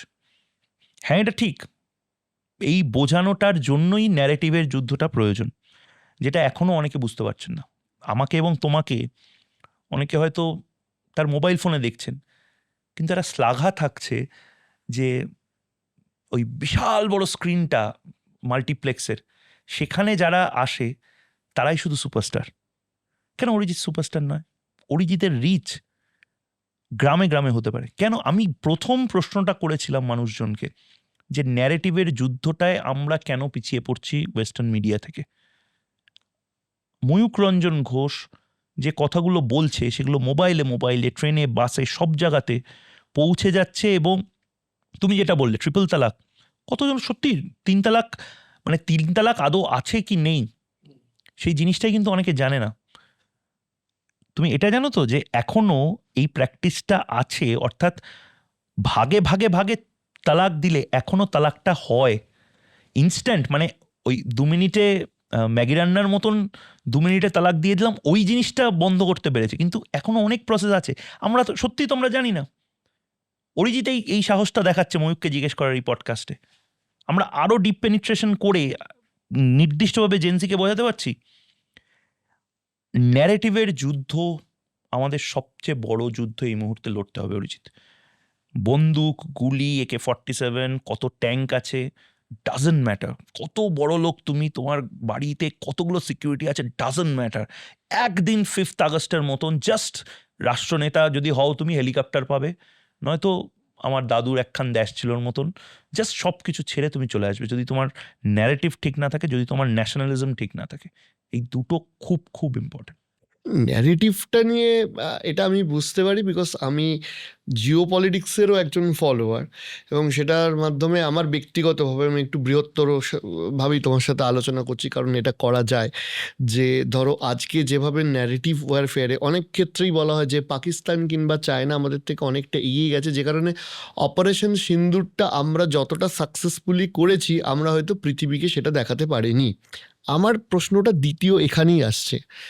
একটা পার্টি, যে পার্টির নিজে ক্লেম করে যে আমি পৃথিবীর সব থেকে বড় পার্টি, এত বড় তার আইটি সেল, লক্ষ লক্ষ লক্ষ লক্ষ কর্মী, সে ন্যারেটিভ ওয়ারফেয়ারে হেরে যাচ্ছে কি করে যদি না তার বিরুদ্ধাচরণটা অর্গ্যানিক হয়? আমি যদি জেনজি আন্দোলন বলি, আমি যদি এই দিল্লির যন্তর মন্তরের প্রতিবাদ বলি। জেনজি আন্দোলনে হারলো কারা? আমি এবার তোমাকে একটা অল্টারনেট ন্যারেটিভ দিচ্ছি। জেনজি আন্দোলনে কি সত্যি বিজেপি হেরেছে? জেনজি আন্দোলন কি সত্যি ভারত সরকার হেরেছে? প্রথমত এটা বিজেপির হেডেক নয়। বিজেপির প্রতিনিধিরা ভারত সরকার, ভারত রাষ্ট্রের যে স্টেক হোল্ডার তাদের অংশ। কিন্তু শুধুমাত্র কোনো পলিটিশিয়ান কিন্তু ভারত রাষ্ট্রটাকে চালায় না, এটাই অন্য দেশ খুব ভুল করে। আমাদের দেশের শুধুমাত্র নেতারা দেশটাকে চালান না, আমাদের দেশে আমলা আছে, একটা রোলিং সিস্টেম আছে, যে সিস্টেমটা প্রতি মুহূর্তে অরিজিৎ চলে গেল ময়ূক বসলো, ময়ূক চলে গেল রামবাবু বসলো, মাইকটা অন থাকবে। জেনজি মুভমেন্টটা তুমি তোমার মনে থাকবে ধর্মেন্দ্র প্রধান হঠাৎ করে রেজিগনেশন দেওয়ার সময় এটা আউট অফ সিলেবাস হয়ে গেছিল ওদের ক্ষেত্রে, যারা মূলত জেনজি মুভমেন্টটাকে হাইজ্যাক করার চেষ্টা করছিল। ওরা বুঝতে পারেনি যে এত সহজে ধর্মেন্দ্র প্রধান রেজিগনেশন দেবে, কিন্তু ধর্মেন্দ্র প্রধান একটা খুব ইউনিক কথা বলেছিল যে ভয়ঙ্কর কিছু দেশবিরোধী কার্যকলাপ আটকানোর জন্য এবং বৃহত্তর স্বার্থে বাচ্চা বাচ্চা ছেলে মেয়ে যাতে সাফার না করে এবং তাদেরকে ভুল বোঝানো না হয়, তার জন্য আমি এই কাজটা করলাম। ডিপ স্টেটের প্ল্যানটা কি ছিল? এবার deep state deep state deep state ক্যা হ্যায় ইয়ে ডিপ স্টেট? আমি যদি বলি ডিপ স্টেটটা এমন একটা লবি, যে লবিটা খুব ইরিটেটেড হয়ে পড়ে যখন ভারতবর্ষ নিজেই নিজের আর্মস তৈরি করতে রাজি হয়ে যায়। ডিপ স্টেট হচ্ছে এমন একটা পৃথিবীর লবি, যে লবিটা খুব ইরিটেটেড হয়ে যায় যখন ভারত সবচেয়ে বেশি ভ্যাকসিন বানায় এবং করোনার সময় আসল খেলাটা বুঝে যায় যে আরে এটা তো অনেক দেশ বা অনেক শক্তিশালী দেশ ভ্যাকসিন বিক্রি করার জন্য করছে। ডিপ স্টেট এমন একটা লবি, যে লবিটা সারা পৃথিবীর সবচেয়ে বেশি পাহাড়, জল, পর্বত সব কিছুর নিয়ন্ত্রণ রেখে দিয়েছে, হয়তো 4-5টা ফ্যামিলি মিলেই নিয়ন্ত্রণ রেখেছে। ডিপ স্টেটের প্ল্যানটা কী ছিল? এটা একটা টুল কিট। টুল কিটটা শ্রীলঙ্কায় ইউজ হয়েছিল, বাংলাদেশে ইউজ হয়েছিল, নেপালে ইউজ হয়েছিল। টুল কিটটা খুব সহজ। বাচ্চা বাচ্চা ছেলে মেয়ে, তাদের একটা নাম দাও, জেনজি। জেনজি তো তুমিও ছিলে, যেটাকে জেনজি হিসাবে বলা হচ্ছে। জেনজিটা কি? 18 বছর বয়সে যখন অরিজিৎ হঠাৎ করে প্রেমে পড়লো, প্রথম কলেজের দিনটা আজও ঠিক মনে পড়ে সিনটা। জেনজি মানে কি? হঠাৎ করে পুলিশকে দেখে মাথা গরম হয়ে গেল, তর্ক করা। জেনজি মানে কি? ট্যাক্সিওয়ালা বা মাফ করবেন ট্যাক্সি চালক, তিনি যাবে না, রিফিউজ করছে।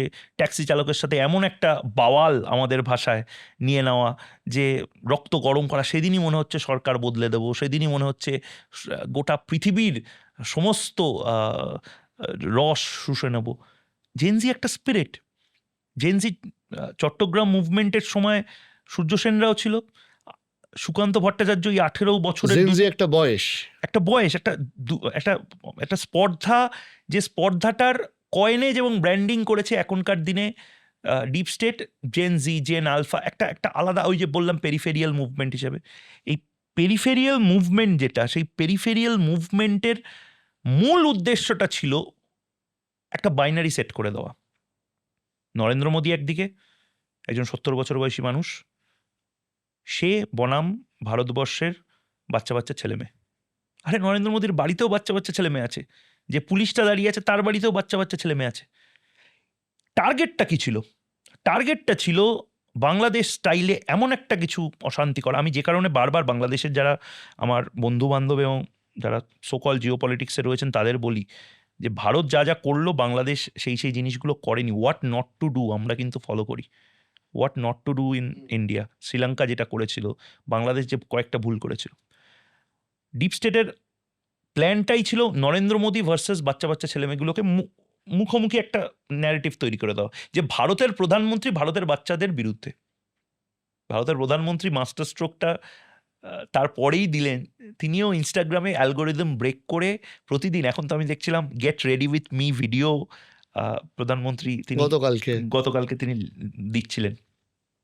সেকেন্ড যেটা করার চেষ্টা হয়েছিল জেনজি মুভমেন্টে, তুমি বলবে তো ন্যারেটিভ ওয়ার্ক করলো না, ন্যারেটিভকে ভাঙা হলো। সেকেন্ড যেটা করার চেষ্টা হয়েছিল সেটা হচ্ছে চারপাশে ওয়েস্টার্ন মিডিয়াকে দাঁড় করিয়ে রাখা, চারপাশে এমন কিছু ক্যামেরাকে সেট করিয়ে রাখা এবং একটা মুহূর্ত তৈরি করা। এমন একটা মুহূর্ত, যে মুহূর্তে দিল্লি পুলিশ মাথা গরম করে কোনো বাচ্চা ছেলের বুকে এসে গুলি করবে, সেটা সারা পৃথিবীর মানুষের কাছে পৌঁছে যাবে। ভারতবর্ষে সবচেয়ে বড় রক্তক্ষয়ী আন্দোলনের মুখ হয়েছে বাচ্চারা, এবং খুনি ভারত সরকার এবার হয়তো বাংলাদেশ স্টাইলে পড়ে যাবে। হলো না। একটা নট আ সিঙ্গেল বুলেট, উল্টে পুলিশদেরকে লিঞ্চ করার মতন অবস্থা হলো। আমাদের দেশে যে সিস্টেম, যে অ্যাপারেটাসগুলো রয়েছে, আমি আবারও বলছি, সেটা কিন্তু এই যে তুমি বলছিলে না যে বিএসএফ এর ক্ষেত্রে বিএসএফ কেন পারছে না, শুধু বিএসএফ বা শুধু আর্ম ফোর্সেস নয়, ভারতবর্ষের ওই আননোন মেন যারা ছায়া মানুষ হয়ে ভারতকে রক্ষা করছে, তাদের ইন্টেলিজেন্সের ওপর ভিত্তি করে ভারতবর্ষ এখনো চলছে। এবং আমাদের কাছে ওই ইন্টেলিজেন্সটা ছিল যে বড় কোনো কিছু ঘটানোর চেষ্টা হবে, রাস্তায় চেষ্টা হবে। তুমি দেখবে কিছুদিন আগেই একজন খুব বড় সেফোলজিস্ট ওক, তিনি একটি বিদেশি সংবাদ সংস্থাকে ইন্টারভিউ দেওয়ার সময় বলেছিলেন যে এবার আর ইলেকশনের ওপর ভিত্তি করে সরকার বদল হবে না, রেজিম চেঞ্জ হবে না, রাস্তায় নেমে রেজিম চেঞ্জ হবে। তাহলে রাস্তায় নেমে রেজিম চেঞ্জ করলে ভারতবর্ষে গণতন্ত্র গণতন্ত্র আমরা বলি, তাহলে গণতান্ত্রিক কাঠামোটা তুমি মানছো কেন? তুমি হেরে যাচ্ছ বলে তুমি গোটা ওই ব্যাট উইকেট নিয়ে চলে যাবে, পিচটাকে খুঁড়ে দিয়ে চলে যাবে, এবং তোমার বাবার ময়দানটা বলে তুমি তালা আটকে চলে যাবে 70 বছর তোমার বাবা ওই ময়দানটার দায়িত্বে ছিল বলে? এটা তো হতে পারে না। এবার আমি একটা কমপ্লিটলি ডিফারেন্ট অ্যাসপেক্টে আসি, মানে কিছু কিছু ব্যক্তিগত অভিজ্ঞতা আমার বহুদিন ধরেই তোমার থেকে জানার ইচ্ছা ছিল। একটা হচ্ছে, কলকাতার কোনো একটা র্যালি হচ্ছিল, সেখানে প্রধানমন্ত্রীও ছিলেন, ওই গাড়িতে তুমিও ছিলে, একটা তুমি প্রধানমন্ত্রীর বাইটস নেওয়ার জন্য তুমি বোধহয় ওনাকে বলেছিলেন, এবং উনি তোমাকে কিছু একটা বলতে বলতে একটু পিছিয়ে এলেন বা একটু নিচের দিকে এলেন। তা ম্যাটারটা হচ্ছে যে তারপর মাইকে যেটা হয়েছে সেটা তো আমরা সবাই শুনেছি বা মানে দেখেছি। তখন কি কথোপকথন হচ্ছিল এটা আমার দীর্ঘদিন থেকে ব্যক্তিগত জানার খুব ইচ্ছা ছিল, আর আমার সেইটা একটু এক্সপিরিয়েন্সটা আমি তোমার থেকে জানবো। ওটা ছিল হচ্ছে 2024-এ লাস্ট ফেজের লাস্ট ক্যাম্পেইন। তাপস রায় আর শিলভদ্র দত্ত, দমদম আর ওদিকে নর্থ কলকাতার হয়ে, সরি হ্যাঁ তাপস রায় আর শিলভদ্র দত্ত। তো যাই হোক, প্রধানমন্ত্রী ছিলেন, প্রধানমন্ত্রীর ইন্টারভিউয়ের জন্য আহ, আমার নামটা সিলেক্ট হয়েছিল এবং আমি সুযোগ পাই। হুম। তুমি যে পার্টটা বলছো সেটা খুব এক্সাইটিং একটা পার্ট, এবং সেটা আমাকে এর আগে অনেকে বলেছিলেন। প্রধানমন্ত্রী মানে যে প্রধানমন্ত্রীকে জেনজি বিরোধী বা ইত্যাদি বলা হয়, সেই প্রধানমন্ত্রীর সবচেয়ে বেশি ইন্টারেস্ট হচ্ছে মোবাইল ফোনের নতুন নতুন টেকনোলজি, নতুন নতুন অ্যাপ ঘাটাতে। এটা নাকি উনি করতেন, মানে মুখ্যমন্ত্রী থাকাকালীনও সেই সময়, মানে প্রথম যে মোবাইল ফোনটা আসছে বা নতুন কোনো ভার্সন আসছে কিনা সেটার খোঁজ নিয়ে নিজে কেনা, এই কাজগুলো করতেন। ল্যাপটপ খুব ভালোবাসতেন, ল্যাপটপে নিজে কাজ করতেন। আর আনডাউটেডলি ক্যামেরা ফ্রেন্ডলি, এবং উনি, বিশ্বাস করো, আমার তোমার থেকে ভালো টেলিভিশনটা বোঝেন, মিডিয়ার কোন অ্যাঙ্গেলে কোন রিপোর্টার সবচেয়ে ভালো ফ্রেমটা পাবে সেটা উনি বোঝেন। এবং সেটার আমি সবচেয়ে বড় এক্সাম্পল আমি সেদিন পেয়েছিলাম। তুমি যেটা বলছিলে আমি জাস্ট রিলে করে দিচ্ছি। ওই ইসুজু গাড়িগুলো থাকে যেটা হুম, বিজেপি ব্যবহার করে, গেরুয়া রঙের একটাই গাড়ি, বিভিন্ন কিনে রেখে দিয়েছে বিভিন্ন জায়গাতে। তো সেই গাড়িতে আমাকে ওঠার জন্য বলা হয়।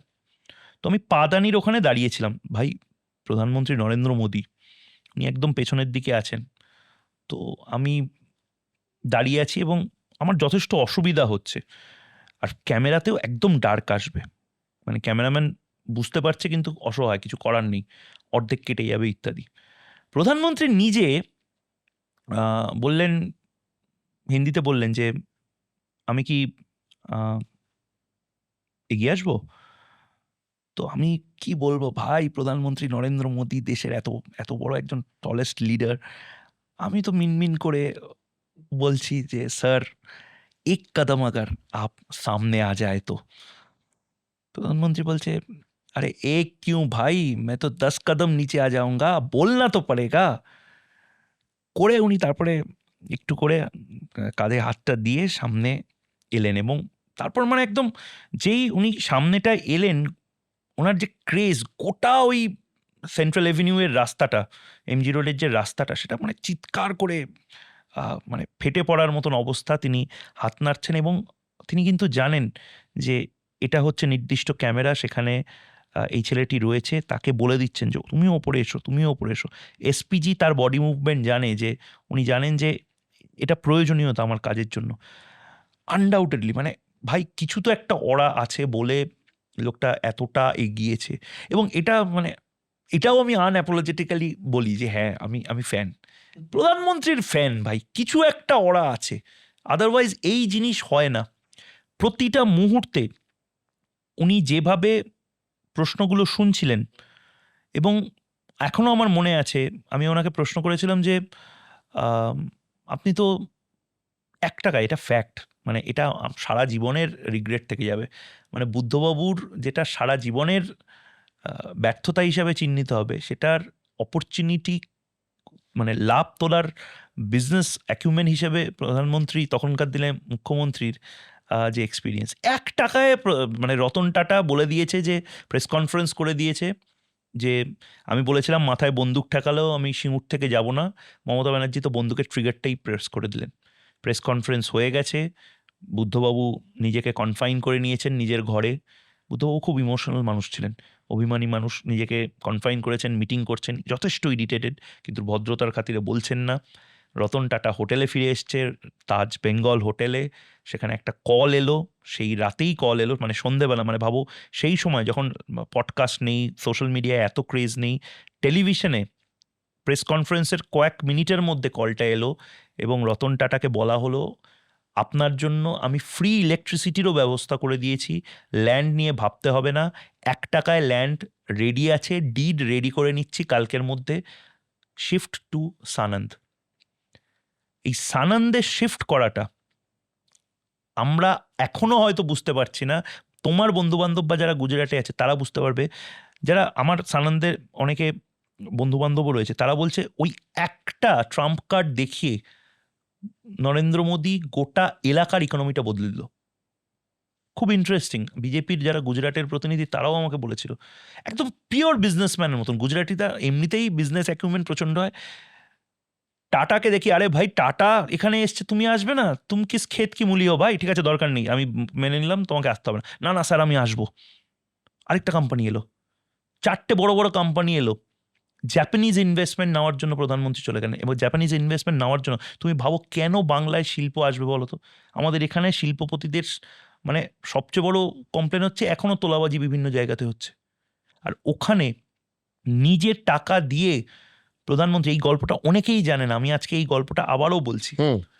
জাপানিজ ইনভেস্টমেন্ট গুজরাটে কি করে এসেছিল আমরা তো জানি, বাংলা থেকে ছিনিয়ে নেওয়া হলো টাটাকে দেখিয়ে সুজুকি দেখিয়ে অন্য, মানে পুরো অটোমোবাইল হাব।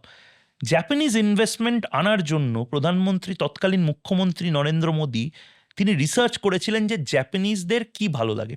জাপানিজরা হচ্ছে বাঙালি বা গুজরাটিদের মতন, যেখানে যায় একসাথে থাকে এবং নিজেদের খাবার খেতে ভালোবাসে। যেরকম দিল্লিতে গেলে আমরা একটু চিত্তরঞ্জন পার্কে ভাত আর মাছের জন্য যাই, গুজরাটিরা ফাপড়া থেপলা সব নিয়ে যায়। 5টা গুজরাটি এক জায়গায় আসলে ধোকলাটা খাবি। জাপানিজদের জন্য আলাদা করে প্রথমে সুশি তৈরি করে কারা গুজরাটে, সেটা খোঁজা হলো, পাওয়া গেল না। জাপান থেকে কিছু লোককে নিয়ে এসে বলা হলো তোমাকে ফ্রিতে জমি দিচ্ছে, এবং এটা বাস্তব। আহমেদাবাদে ফ্রিতে জমি দেওয়া হলো, বলা হলো তুমি বড় বড় কোম্পানি করো, জাপানিজ কোম্পানি। সেখানে সুশির রাঁধুনি জাপান থেকে গুজরাট সরকার নিয়ে এসেছিল, যাতে সুশি এবং জাপানিজ রেস্টুরেন্ট ওখানে চলে। এবং সেখানে প্রথমবার গুজরাটিদের জন্য ভেজ সুশি তার আউটলেট খোলা হলো। তারপরে গলফ ক্লাব তৈরি করা হলো, গুজরাটে বিভিন্ন বড় বড় জমি নিয়ে গলফ ক্লাব তৈরি করা হলো, কারণ জাপানিজদের মধ্যে তখন গলফ খেলার প্রবণতা বাড়ছে। তারপর সিইওদের অ্যাট্রাক্ট করতে জাপানে কনক্লেভ করা হলো, এবং তারপর প্লেসিংটা হলো যে ভাই দেখো এত কিছু হচ্ছে। গলফ কার্টের মধ্যে তৎকালীন মুখ্যমন্ত্রী ওই স্টেচারে তিনি জাস্ট সেলস এক্সিকিউটিভের মতন বললেন, এবার গুজরাটকে তোমরা এমপ্লয়মেন্টের জায়গা বানাও। আরে এই জিনিসটাই তো করতে হবে, এটা 15 বছর হয়নি অরিজিৎ। এখন এই মাইন্ডসেটটা চেঞ্জ করতে হবে। আমরা এখনো বুঝতেই পারছি না যে বাংলার ব্র্যান্ডিংটা চেঞ্জ করতে হবে, তার মোড়কটা আলাদা, তার খোলসটা আলাদা করতে হবে। আদারওয়াইজ কেন আসবে বলো তো? তুমি আসতে, তোমার কয়েক লক্ষ কোটি টাকার ব্যবসা আছে হয়তো ইউএসএতে, তুমি ব্যাঙ্গালোরে রেডি সেট আপ পাচ্ছ, তুমি হায়দ্রাবাদে রেডি সেট আপ পাচ্ছ, তুমি বাংলাতে আসবে একটা তো কোনো কারণ থাকবে। শুধুমাত্র বাংলা নিজের ছেলে বা মেয়েকে চায় বলে আসবে? সেটা তো হতে পারে না। প্রধানমন্ত্রী হওয়ার জন্য, মানে সবাই প্রধানমন্ত্রী হতে চায়, হয়তো কালকে মদনদাও প্রধানমন্ত্রী হতে চাইবেন, কিন্তু প্রধানমন্ত্রী এমনি এমনি হওয়া যায় না। বা বিজেপির শত ভুল থাকতে পারে, কিন্তু বিজেপির ন্যাশনালিজমে আনকম্প্রোমাইজিং, হিন্দুত্ববাদে আনকম্প্রোমাইজিং। প্রধানমন্ত্রী গর্বের সাথে বলেন যে হ্যাঁ ভাই 500 বছরের ভুল আমি ঠিক করেছি, আমাদের লড়াই। মানে এটা আমার এক সহকর্মী শেখর, সেও আমাকে বারবার বলতো যে অযোধ্যাটা তুমি মিস করো না কভারেজটা। পৃথিবীতে এরপর আরও অনেক মন্দির বানানো হবে, বিজেপি অনেক জায়গায় মুভমেন্ট করবে, কিন্তু এই রাম মন্দিরটা ছিল আমাদের অস্মিতার লড়াই। ভেঙে দিয়েছে, দেখা যাক। আমরা কি ঘরে বসে থাকার পাবলিক? সারা পৃথিবীতে 200 কোটি হিন্দু কি এমনি এমনি আছে? দেখা যাক। 80-র দশক থেকে, তার আগে, স্বাধীনতার আগে থেকে, তার আগে বিভিন্নভাবে মোগলদের সময় ভেঙে দিয়েছে, দেখা যাক। মন্দির তো ওহি বানায়েঙ্গে। এবং এই এই ফিলিংটা মানে পলিটিক্যাল তুমি বলতে পারো, কিন্তু আবারও বলছি এভরিথিং ইজ পলিটিক্যাল। রাম মন্দির আন্দোলন এত ভয়ঙ্কর একটা পর্যায়ে নিয়ে যাওয়া, এটা বোধহয় বিজেপি ছাড়া বা বিশ্ব হিন্দু পরিষদ আরএসএস ছাড়া সম্ভব হতো না ভারতবর্ষে, পৃথিবীর কোথাও সম্ভব হতো না। আমি কমপ্লিটলি ডিফারেন্ট একটা অ্যাসপেক্টে যাচ্ছি। সেটা হচ্ছে যে ফিউচারে যদি দেখো যে তোমার নতুন যে ফিউচারে যদি দেখো যে কোথাও গিয়ে রাষ্ট্রবাদে কম্প্রোমাইজ হচ্ছে বিজেপির দ্বারা, তখন কি এই দৃপ্ত কণ্ঠে প্রতিবাদটা করতে পারবে? 200%। এটা বিজেপির লোকেরাও জানেন। এটা সংঘ পরিবার যাদেরকে বলা হয়, বিভিন্নভাবে যারা ঘুরে যাচ্ছেন, যে হয়তো সাইকেল নিয়ে পরিবর্তনটা আনার জন্য লড়াই করে আবার হয়তো সে হয়তো কোনো স্কুলে হেডমাস্টারি করছেন। দল থাকবে না কোনো। বিজেপি আজকে আছে, আজ থেকে 50 বছর পরে বিজেপি থাকবে না। একসময় সংঘ পরিবার ছিল, সেখান থেকে বিজেপি এসেছে। পলিটিক্স একটা সময় বালাসাহেব পরিবর্তনশীল। ঠাকরে তিনি ছিলেন। রাষ্ট্রটা তো থাকবে, রাষ্ট্রবাদটা তো থাকবে। রাষ্ট্রবাদের জন্য আমাকে বিজেপি হতে হবে এই মাথার দিব্যি তো কেউ দেয়নি। যে বাংলাতে ময়ূখ রঞ্জন ঘোষ মানুষের কাছে জবাব চেয়েছিল এবং টানা টিভিতে রাষ্ট্রবাদের জন্য, জাতীয়তাবাদের জন্য, রাষ্ট্রবাদ কথাটা খুব খুব বড় একটা কথা মনে হয় আমাদের। রাষ্ট্রবাদ কিচ্ছু না, রাষ্ট্রবাদ দেশটাকে প্রোটেক্ট করা, দেশটাকে সৈনিক হিসাবে প্রোটেক্ট করা। এবার অনেকে বলবে এ বাবা তুই কি তাহলে বর্ডারে যাবি? আরে ভাই, বর্ডারে যেতে হয় না, বর্ডারে না গেলেও দেশটাকে প্রোটেক্ট করা যায়। যে প্রতি মুহূর্তে তোমার লক্ষ্মীর ভাণ্ডার বা অন্নপূর্ণা ভাণ্ডারের টাকাটা অনুপ্রবেশকারীরা নিয়ে নিচ্ছে, যে রোহিঙ্গা এসে তোমার চাকরিটা নিয়ে নিচ্ছে, সেটাকে মাইনাস করো, সেটাকে মাইনাস করার লড়াইটা লড়ো, সেটাই রাষ্ট্রবাদ। আর সেটার জন্য বিজেপি হতে হবে। কে বলেছে তোমাকে? সিপিএম কেন রাষ্ট্রবাদী নয়? সিপিএমেরই তো সবচেয়ে বেশি রাষ্ট্রবাদী হওয়ার কথা। যে দেশকে ভালো না বাসে সে বিপ্লবী কিসের? বিপ্লবের অন্যতম একটা উপাদানই তো হচ্ছে নিজের দেশকে, নিজের পিতৃভূমিকে, নিজের মাতৃভূমিকে ভালোবাসা। তার অন্যতম উপাদানই তো হচ্ছে যে আমি যা যা করেছি সেটা দৃপ্ত স্বরে বলা, যে হ্যাঁ এটা আমি আমার দেশের জন্য করেছি। আমি একটা কথা বলছি যে ধরো ফিউচার আগামী 5 বছরের পলিটিক্সে তোমার কি মনে হয়? পলিটিক্স তো ডেফিনেটলি একটা সরকার এবং বিরোধী থাকতে মানে থাকে। বাংলার আগামী 3-4 বছর 5 বছরের পলিটিক্সটা কি হতে চলেছে? আমার মনে হয় BJP is going to stay for a long time here. তার 2-3টে কারণ রয়েছে। মানুষ, বাঙালিরা নির্দিষ্টভাবে, বাংলার মানুষ, তারা না ওই ফ্র্যাগমেন্টেড লাভে ভরসা করে না, বিশ্বাস করে না। যাকে ভালোবাসবে তাকে ঢেলে ভালোবাসা দেবে। বামপন্থীদের 30 বছর 34 বছর দিয়েছে। মমতা বন্দ্যোপাধ্যায়কে আরও বেশি সময় রাখতো। মমতা বন্দ্যোপাধ্যায় কয়েকটা ফান্ডামেন্টাল ইস্যুতে চ্যালেঞ্জ নিয়ে ফেলেছেন। মানে আমি জানি না মমতা বন্দ্যোপাধ্যায়ের যারা অ্যাডভাইজার তারা হয়তো মমতা বন্দ্যোপাধ্যায়কে বলেছেন, দিদি দারুণ দিলে, ইন্ডিয়ান আর্মিকে তুমি যেভাবে মস্করাটা করলে না দিদি, কে ইন্ডিয়ান আর্মি ফোর্ট উইলিয়ামে থাকে, আমাদের মামাটি মানুষের দলে এগুলো কি কিছু এসে যায়?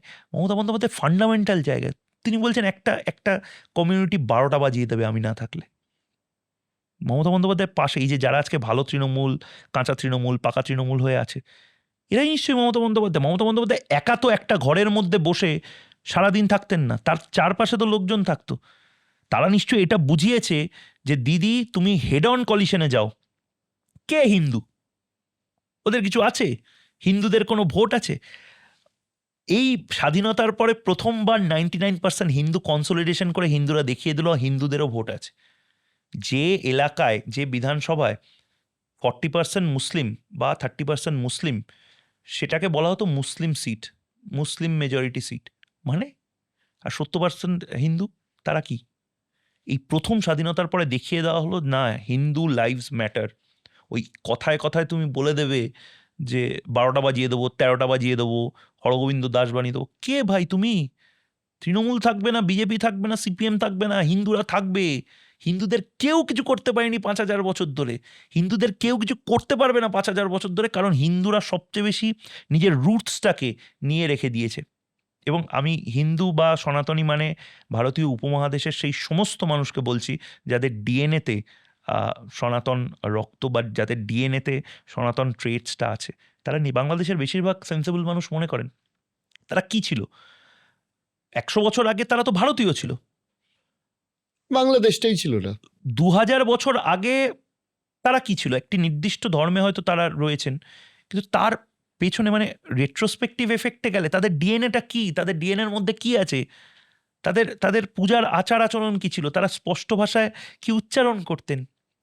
আমি আবারও বলছি, এই সময়টা আসলে রিক্লেম করার সময়, এই সময়টা আসলে আমাদের ঋতগৌরব ফিরিয়ে আনার সময়। এবং এটা কিন্তু যে জাতির মধ্যে আসে সেই জাতির উন্নতি কেউ ঠেকাতে পারে না। এটা চায়নায় যখন এসেছিল, চায়না একসাথে গোটা দেশে ইন্ডাস্ট্রিয়াল রেভলিউশন করেছে। এটা যখন রাশিয়ায় এসছে, তুমি এখনও এই যে এত মানে আমরা রাশিয়া সোভিয়েত রাশিয়া করি, ভ্লাদিমির পুতিন সে কি আলিমুদ্দিন স্ট্রিটের সিপিএম, তার এত জনপ্রিয়তা কেন? কারণ তার একটাই স্বপ্ন সে দেখিয়েছে, আমি গোটা সোভিয়েত রাশিয়ার মতন যে গোটা এলাকাটা ছিল সেটাকে আবার আমি পিতৃভূমি বানাবো। ওদের ক্ষেত্রে পিতৃভূমি, আমাদের ক্ষেত্রে মাতৃভূমি বলতে বন্দে মাতরম গাইতে সমস্যা হবে। ऐसे कैसे चलेगा? আমি একদম খুব খোলাখুলি একটা প্রশ্ন করছি। আই ডোন্ট নো কি এটা খুব বেশি কন্ট্রোভার্সিয়াল হবে কি হবে না। অনেক কন্ট্রোভার্সি করে দিয়েছো তুমি। আর সেটা হচ্ছে যে বহু কমেন্টে আমি দেখেছি যখন তোমার বিভিন্ন ভিডিও বেরোতো যে ময়ূখরঞ্জন বাবু মুসলিম বিরোধী। এটা কি তুমি মনে করো, নাকি তুমি দেশ বিরোধী যারা তাদের বিরোধী? আমি মুসলিম বিরোধী হব কোন অধিকারে? আমি এটা এসআইআর এর সময় টিভিতে বলেছি, আমার বন্ধু বান্ধবদের বলেছি। এই দেশটা কার? এই দেশটা কি একা কোনো নির্দিষ্ট ময়ূকের? এই দেশটা হিন্দু, বৌদ্ধ, শিখ, জৈন, পারসিক, মুসলমান, খ্রিস্টানির। আমার পরিবার বা আমাদের মতন যারা উদ্বাস্তু মানুষজন, যাদের এক কাপড়ে বেরিয়ে আসতে হয়েছিল, আমার দাদু দিদা, আমার বাড়ির যে তুলসী মঞ্চটা তার ম্যাক্সিমাম বয়স কত? 50 বছর। আমি থাকি গড়িয়াতে, আমার বাড়ির দলিলটা ম্যাক্সিমাম 60 বছর। আমার ভারতবর্ষে এরকম মানুষ আছেন, বাঁকুড়াতে আছেন, বীরভূমে আছেন, যাদের বাড়ির শিবলিঙ্গটাই 700 বছর পুরনো, তুলসী দালানটাই 1000 বছর বয়সী পুরনো। সিমিলারলি আমার দেশে এরকমও মুসলিম মানুষজন রয়েছেন যাদের নবাবের আমলের খাতা খুলিয়ে দেখিয়ে দেবে, আমরা অন্য কোথাও যাবো কেন, আমি এই দেশেতেই থাকবো। ভারতীয় মুসলমানদের নিয়ে না নরেন্দ্র মোদীর প্রবলেম আছে, না বিজেপি আরএসএস এর প্রবলেম আছে, না কোনো রাষ্ট্রবাদী, না কোনো পলিটিশিয়ানের প্রবলেম আছে। প্রবলেমটা কাদের নিয়ে? প্রবলেমটা যারা ভারতবর্ষের ভেতরে ঢুকে বিদেশি শক্তি একটি নির্দিষ্ট ধর্মকে হাতিয়ার করে রেডিকালাইজেশন ছড়াচ্ছে। আমি তো এখনো বলছি, মেকি সেকুলারিজম এটা ভারতবর্ষকে যেভাবে তছনছ করে দিয়েছে, আমি এখনো বলছি যে এই দেশে মোরসালিন এবং ময়ূখ দুজনেই ভিকটিম অফ টেররিজম। এই দেশে দুজনেই তাদের প্রাপ্য থেকে বঞ্চিত হচ্ছে, কারণ বাংলাদেশি মুসলিমরা এসে মুর্শিদাবাদের সবচেয়ে বেশি টাকা মেরে চলে যাচ্ছে। তুমি বলো না যে জেহাদি, এই জেহাদি মডেল, সেই জেহাদি মডেল কারা সামনে আসছে? আমাদের ভারতবর্ষে, আমাদের বাংলার প্রচুর মুসলিম পরিবার, তারা বলছে হ্যাঁ ল্যান্ড জেহাদ ইজ রিয়েল, লাভ জেহাদ ইজ রিয়েল। আমি এবার একটা কন্ট্রোভার্সিয়াল কথা তোমাকে বলছি, জিম জেহাদ ইজ রিয়েল। একটা কনভার্সন র্যাকেট চলে, তাদের রেড কার্ড থাকে, হিন্দু ব্রাহ্মণ মেয়েদেরকে কনভার্ট করতে পারলে তোমাকে এই টাকা দেওয়া হবে।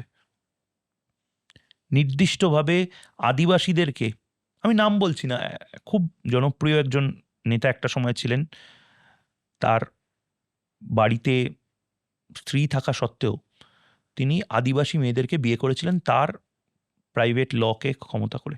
কেন করেছিলেন? কেন হঠাৎ করে যে জায়গাতে দূর দূরান্তর অবধি আদিবাসী ছাড়া কেউ থাকতো না।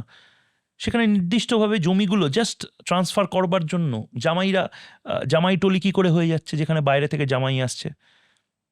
কারা এসে জাসিমউদ্দিন রেহমানিদের নিয়ে কোনো মিনমিনেরা কথা বলবে না?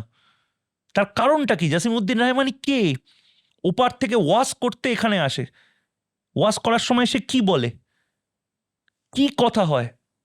সত্যিই কি বাংলার অধিকাংশ মানুষজন, হিন্দু, বৌদ্ধ, শিখ, জৈন, পারসিক, মুসলমান, খ্রিস্টান সবাই এই জসিমউদ্দিন রহমানিদের সাথে সহমত প্রকাশ করে? না। আমাদের বাংলা তো জসিমউদ্দিনের বাংলা ছিল, রূপাই সাজুর বাংলা ছিল।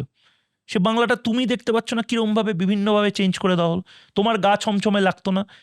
কিছু নির্দিষ্ট এলাকায় গেলে নাকি পুলিশের শাসন চলে না। এটা হয় কখনো? কই তোমার শ্রীরামপুরে বা মাহেশে আমি দাঁড়িয়ে কি এই কথাটা বলতে পারবো? আমার গড়িয়ার মোড়ে দাঁড়িয়ে আমি এই কথাটা বলতে পারবো? আমি বলতে পারবো যে আমার নির্দিষ্টভাবে এই এলাকায় আমার আইন চলে। ওই জগন্নাথ দা একটা কথা বলেছিলেন না, মেরে গরম করে দেবে। আমি এই দমটা দেখানোর চেষ্টা করলে আমাকে মেরে গরম করে দেবে। কিন্তু আমি 1 মিনিটের মধ্যে বা 5 মিনিটের মধ্যে কোনো মাইক থেকে ঘোষণা করে 20,000 লোককে আনতে পারবো না।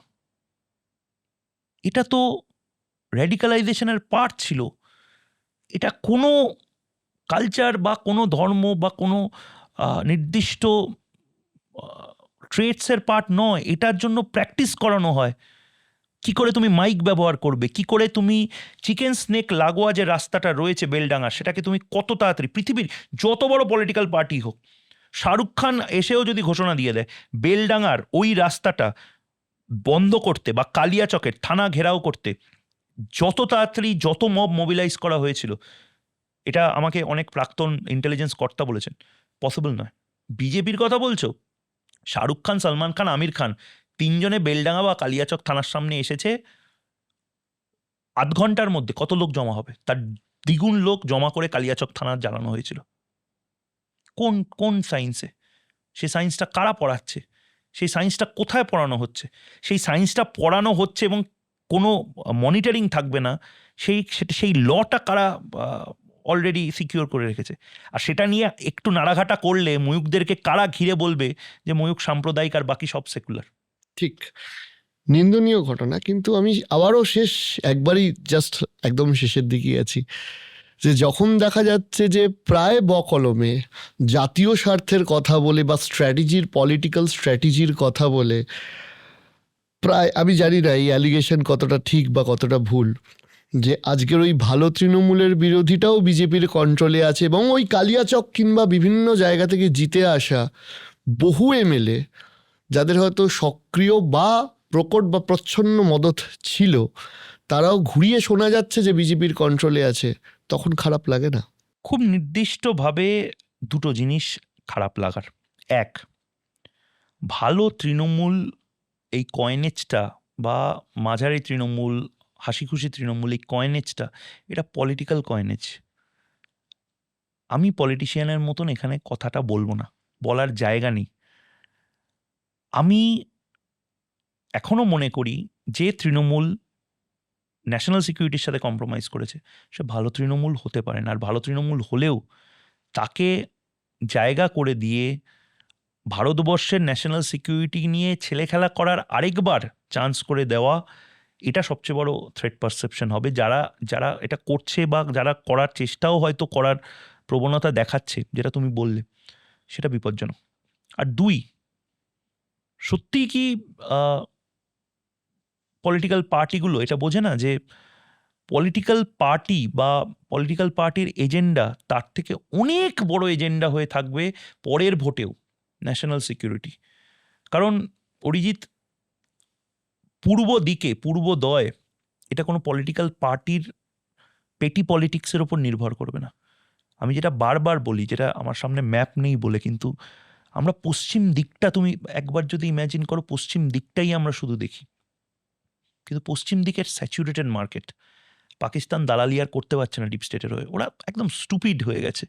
যতই টাকা দাও ওরা কিছু করতে পারছে না। আফগানিস্তান শেষ, ইরানে যুদ্ধ, হরমুজ প্রণালী বন্ধ, খুলছে বন্ধ। আনট্যাপড মার্কেট কোথায়? এবার তুমি পশ্চিম থেকে পূর্ব দিকে এসো, সমুদ্রটা দেখো। পশ্চিমবঙ্গের ডিপ সি পোর্ট কেন প্রয়োজন? পশ্চিমবঙ্গের বন্দর রাজনীতির, বন্দর অর্থনীতির কেন প্রয়োজন? পশ্চিমবঙ্গ যদি সি পোর্টের ক্যাপিটাল হয়ে যায়, তুমি এই জাহাজটা নিয়ে মিয়ানমার যেতে পারো, তুমি জাপান অবধি যেতে পারো। এবং তুমি মিলিয়ে নাও অরিজিৎ, আজকে আমরা 2026-এ দাঁড়িয়ে এই পডকাস্টের শেষের দিকে একটি শব্দ বলছি যেটা 2028 বা 29-এ সবচেয়ে বড় হেডলাইন হবে। স্ট্রেট অফ মালাক্কা, মালাক্কা প্রণালী। আমরা হরমুজ দেখি, মালাক্কা প্রণালীর সামনে ভারত এমন কিছু পাওয়ারফুল নিজেদের এস্টাবলিশমেন্ট করছে। নিকোবর আইল্যান্ডে ভারত এত বড় একটা প্রজেক্ট করছে যাতে আমার কথাতেই চিরবির চিরবির বাড়ছে। এবং চিরবির চিরবির কেন বাড়ছে? কারণ আমরা এই যে বড় বড় বাতেলা মারে না মোহাম্মদ ইউনুস, তুমি পারলে একবার মোহাম্মদ ইউনুসকে এই পডকাস্টে এনো, আমি এবং মোহাম্মদ ইউনুস এবং তুমি থাকবে। এই বড় বড় বাতেলা মারে মোহাম্মদ ইউনুস যে ওরা নাকি বঙ্গোপসাগরের অধিপতি। বঙ্গোপসাগরের অধিপতি তুমি নও বাবু। বঙ্গোপসাগরের অধিপতি হওয়ার একমাত্র জিও পলিটিক্যাল যে ক্রেডেন্সিয়াল যে দেশটার রয়েছে, সেই দেশটা ভারতবর্ষ একদিকে কলকাতাকে সেন্ট্রিক করে, একদিকে নিকোবরকে সেন্ট্রিক করে, এবং মায়ানমারে আমরা ডিরেক্টলি মাল পাঠানোর মতন ব্যবস্থা করছি। কলকাতা থেকে মাল মিয়ানমারে যাবে, মিয়ানমার থেকে সোজা চলে যাবে সেভেন সিস্টার্স। এবং সেটা ইন্ডিয়া ওয়েস্টার্ন সেগমেন্টে এর আগেও করে দেখিয়েছে, যদিও এই যুদ্ধের জন্য ইরানের আমি ওই বন্দরটার নাম ভুলে যাচ্ছি, যেটা ইন্ডিয়া ডেভেলপ করেছিল, যেটা দিয়ে চাবাহার, যেটা দিয়ে সেন্ট্রাল এশিয়া অবধি যাওয়ার ছিল। যাই হোক, আমি একদম শেষ প্রশ্ন, সেটা হচ্ছে যে যদিও তোমার জার্নালিজমের কেরিয়ারও তুমি খুবই প্রতিবাদ করেছো সেখানে, আমি যদি তোমায় জিজ্ঞেস করি 15 বছরের মমতা বন্দ্যোপাধ্যায়ের শাসন তুমি কি চোখে দেখো? 15 বছরের মমতা বন্দ্যোপাধ্যায় শাসনের লাস্ট 5 বছর আমি সৌভাগ্যবান যে আমি হেড অন ফাইটে যেতে পেরেছি মমতা বন্দ্যোপাধ্যায় এবং তার রেজিমের বিরুদ্ধে। আমি নিউট্রাল ছিলাম না, আমি স্ট্রেট অ্যাওয়ে পক্ষ নিয়েছি আরজি করের, আমি পক্ষ নিয়েছি সেই চাকরি প্রার্থীদের, আমি পক্ষ নিয়েছি যাদের চাকরি পায়নি বলে অন্য জায়গায় চলে গেছে, পরিযায়ী শ্রমিকদের আমি পক্ষ নিয়েছি, তো হরগোবিন্দ দাসের আমি পক্ষ নিয়েছি, তামান্নার মায়ের সাবিনা ইয়াসমিন যে চিৎকার করে বলেছিল 10 লাখ টাকা দিয়ে আমার মেয়েকে কিনবে, আমার মেয়েকে আনতে পারবে। মমতা বন্দ্যোপাধ্যায় যেভাবে শুরু করেছিলেন সেটা আমার এই মুহূর্তে বিচার্য নয়, কিন্তু মমতা বন্দ্যোপাধ্যায় যে 5 বছরটা যে ভয়ঙ্কর 2021 থেকে 26 যেটা করেছিলেন, সেটা মমতা বন্দ্যোপাধ্যায় নিজেও জানেন, এবং জানেন বলে লাস্টের দিকে শি ওয়াজ লুজিং হার ওয়ার্ডস। কখনো বলা যায় যে 12টা বাজিয়ে দেবো, কখনো বলা যায় যে দেখে নেব, কখনো কখনো পৃথিবীর কোনো দেশে নিজের আরাধ্য দেবতাকে তুমি দেখেছো প্রিজন ভ্যানের মধ্যে মা কালীকে তুলে দেওয়া হয় না, এগুলো পাঙ্গা মাতলো। মানে আমি শেষটা আমি সেই ওই অমোঘ বাণী দিয়ে করবো অটল বিহারী বাজপেয়ীর। তুমি দেশকে যা ইচ্ছা বলো, তুমি বিজেপিকে ঘৃণা করো, অটল বিহারী বাজপেয়ীকে খুব বাজে বলো, নরেন্দ্র মোদী ভীষণ ঘৃণা করো, তুমি রাম এবং রাষ্ট্র এই ভারতবর্ষে পাঙ্গা নিতে আসো না। রাম সে পাঙ্গা মাতলো নিপট যাওগে। শিবের সবচেয়ে ফেভারিট স্টুডেন্ট ছিল রাবণ। রাবণ এত বড় ব্রাহ্মণ ছিল, একদিকে শিব তাণ্ডব স্তোত্র লিখছে লিরিসিস্ট হিসাবে, একদিকে রুদ্রবীণা মিউজিক ডিরেক্টর হিসাবে মিউজিক দিচ্ছে, রুদ্রবীণা সেটার তৈরি করছে, তার ভাইয়ের নাম হচ্ছে কুবের, সেই সময়ের মাল্টিমিলিয়নের, গোটা শহরটাকে সোনার বানাচ্ছে। পারলো? নিজেও তো ব্রাহ্মণ ছিল, নিজেও তো নিজের লিনিয়েজের সবচেয়ে জ্ঞানীগুণী ছিল, পারলো? অধর্ম জিততে পারে না। রাম সে পাঙ্গা মত লো, নিপট যাওগে। অনেক ধন্যবাদ এতটা সময় দেওয়ার Thank জন্য। you. আর একটা রিকোয়েস্ট রইলো যে ডেফিনেটলি একটাই তো আড্ডা শেষ হবে না, অনেকদিন ধরে যদিও আমাদের প্ল্যান হচ্ছে। এবং আমি বলেছিলাম যে আমি প্রথম পডকাস্টটা আমি যখন এবং এটা কিন্তু তুমি সবচেয়ে বড় মানে হিন্টটা বারবার পেয়ে আসতে, যে আমি বলেছিলাম আই উইল ডু দিস, কিন্তু যেদিন আমি মুক্ত বিহঙ্গ হিসেবে উঠবো সেদিন আমি প্রথম তোমার কাছে আসবো, এবং আমি এই কথাটা রেখেছি। একদম, আমি যদিও এতটা মুক্ত বিহঙ্গ ভাবতে পারিনি, বাট স্টিল ফিউচারের জন্য অনেক শুভেচ্ছা রইলো। আমাদের আড্ডা গল্প মাঝে মাঝে হতেই থাকবে। আজকেও বিফোর পডকাস্ট অনেকক্ষণ হয়েছে। Thank you so much, thank you so much. আরও একবার রাত 11টা অবধি আমাদের এখানে সময় দেওয়া আছে। Thank you. Thank you so much.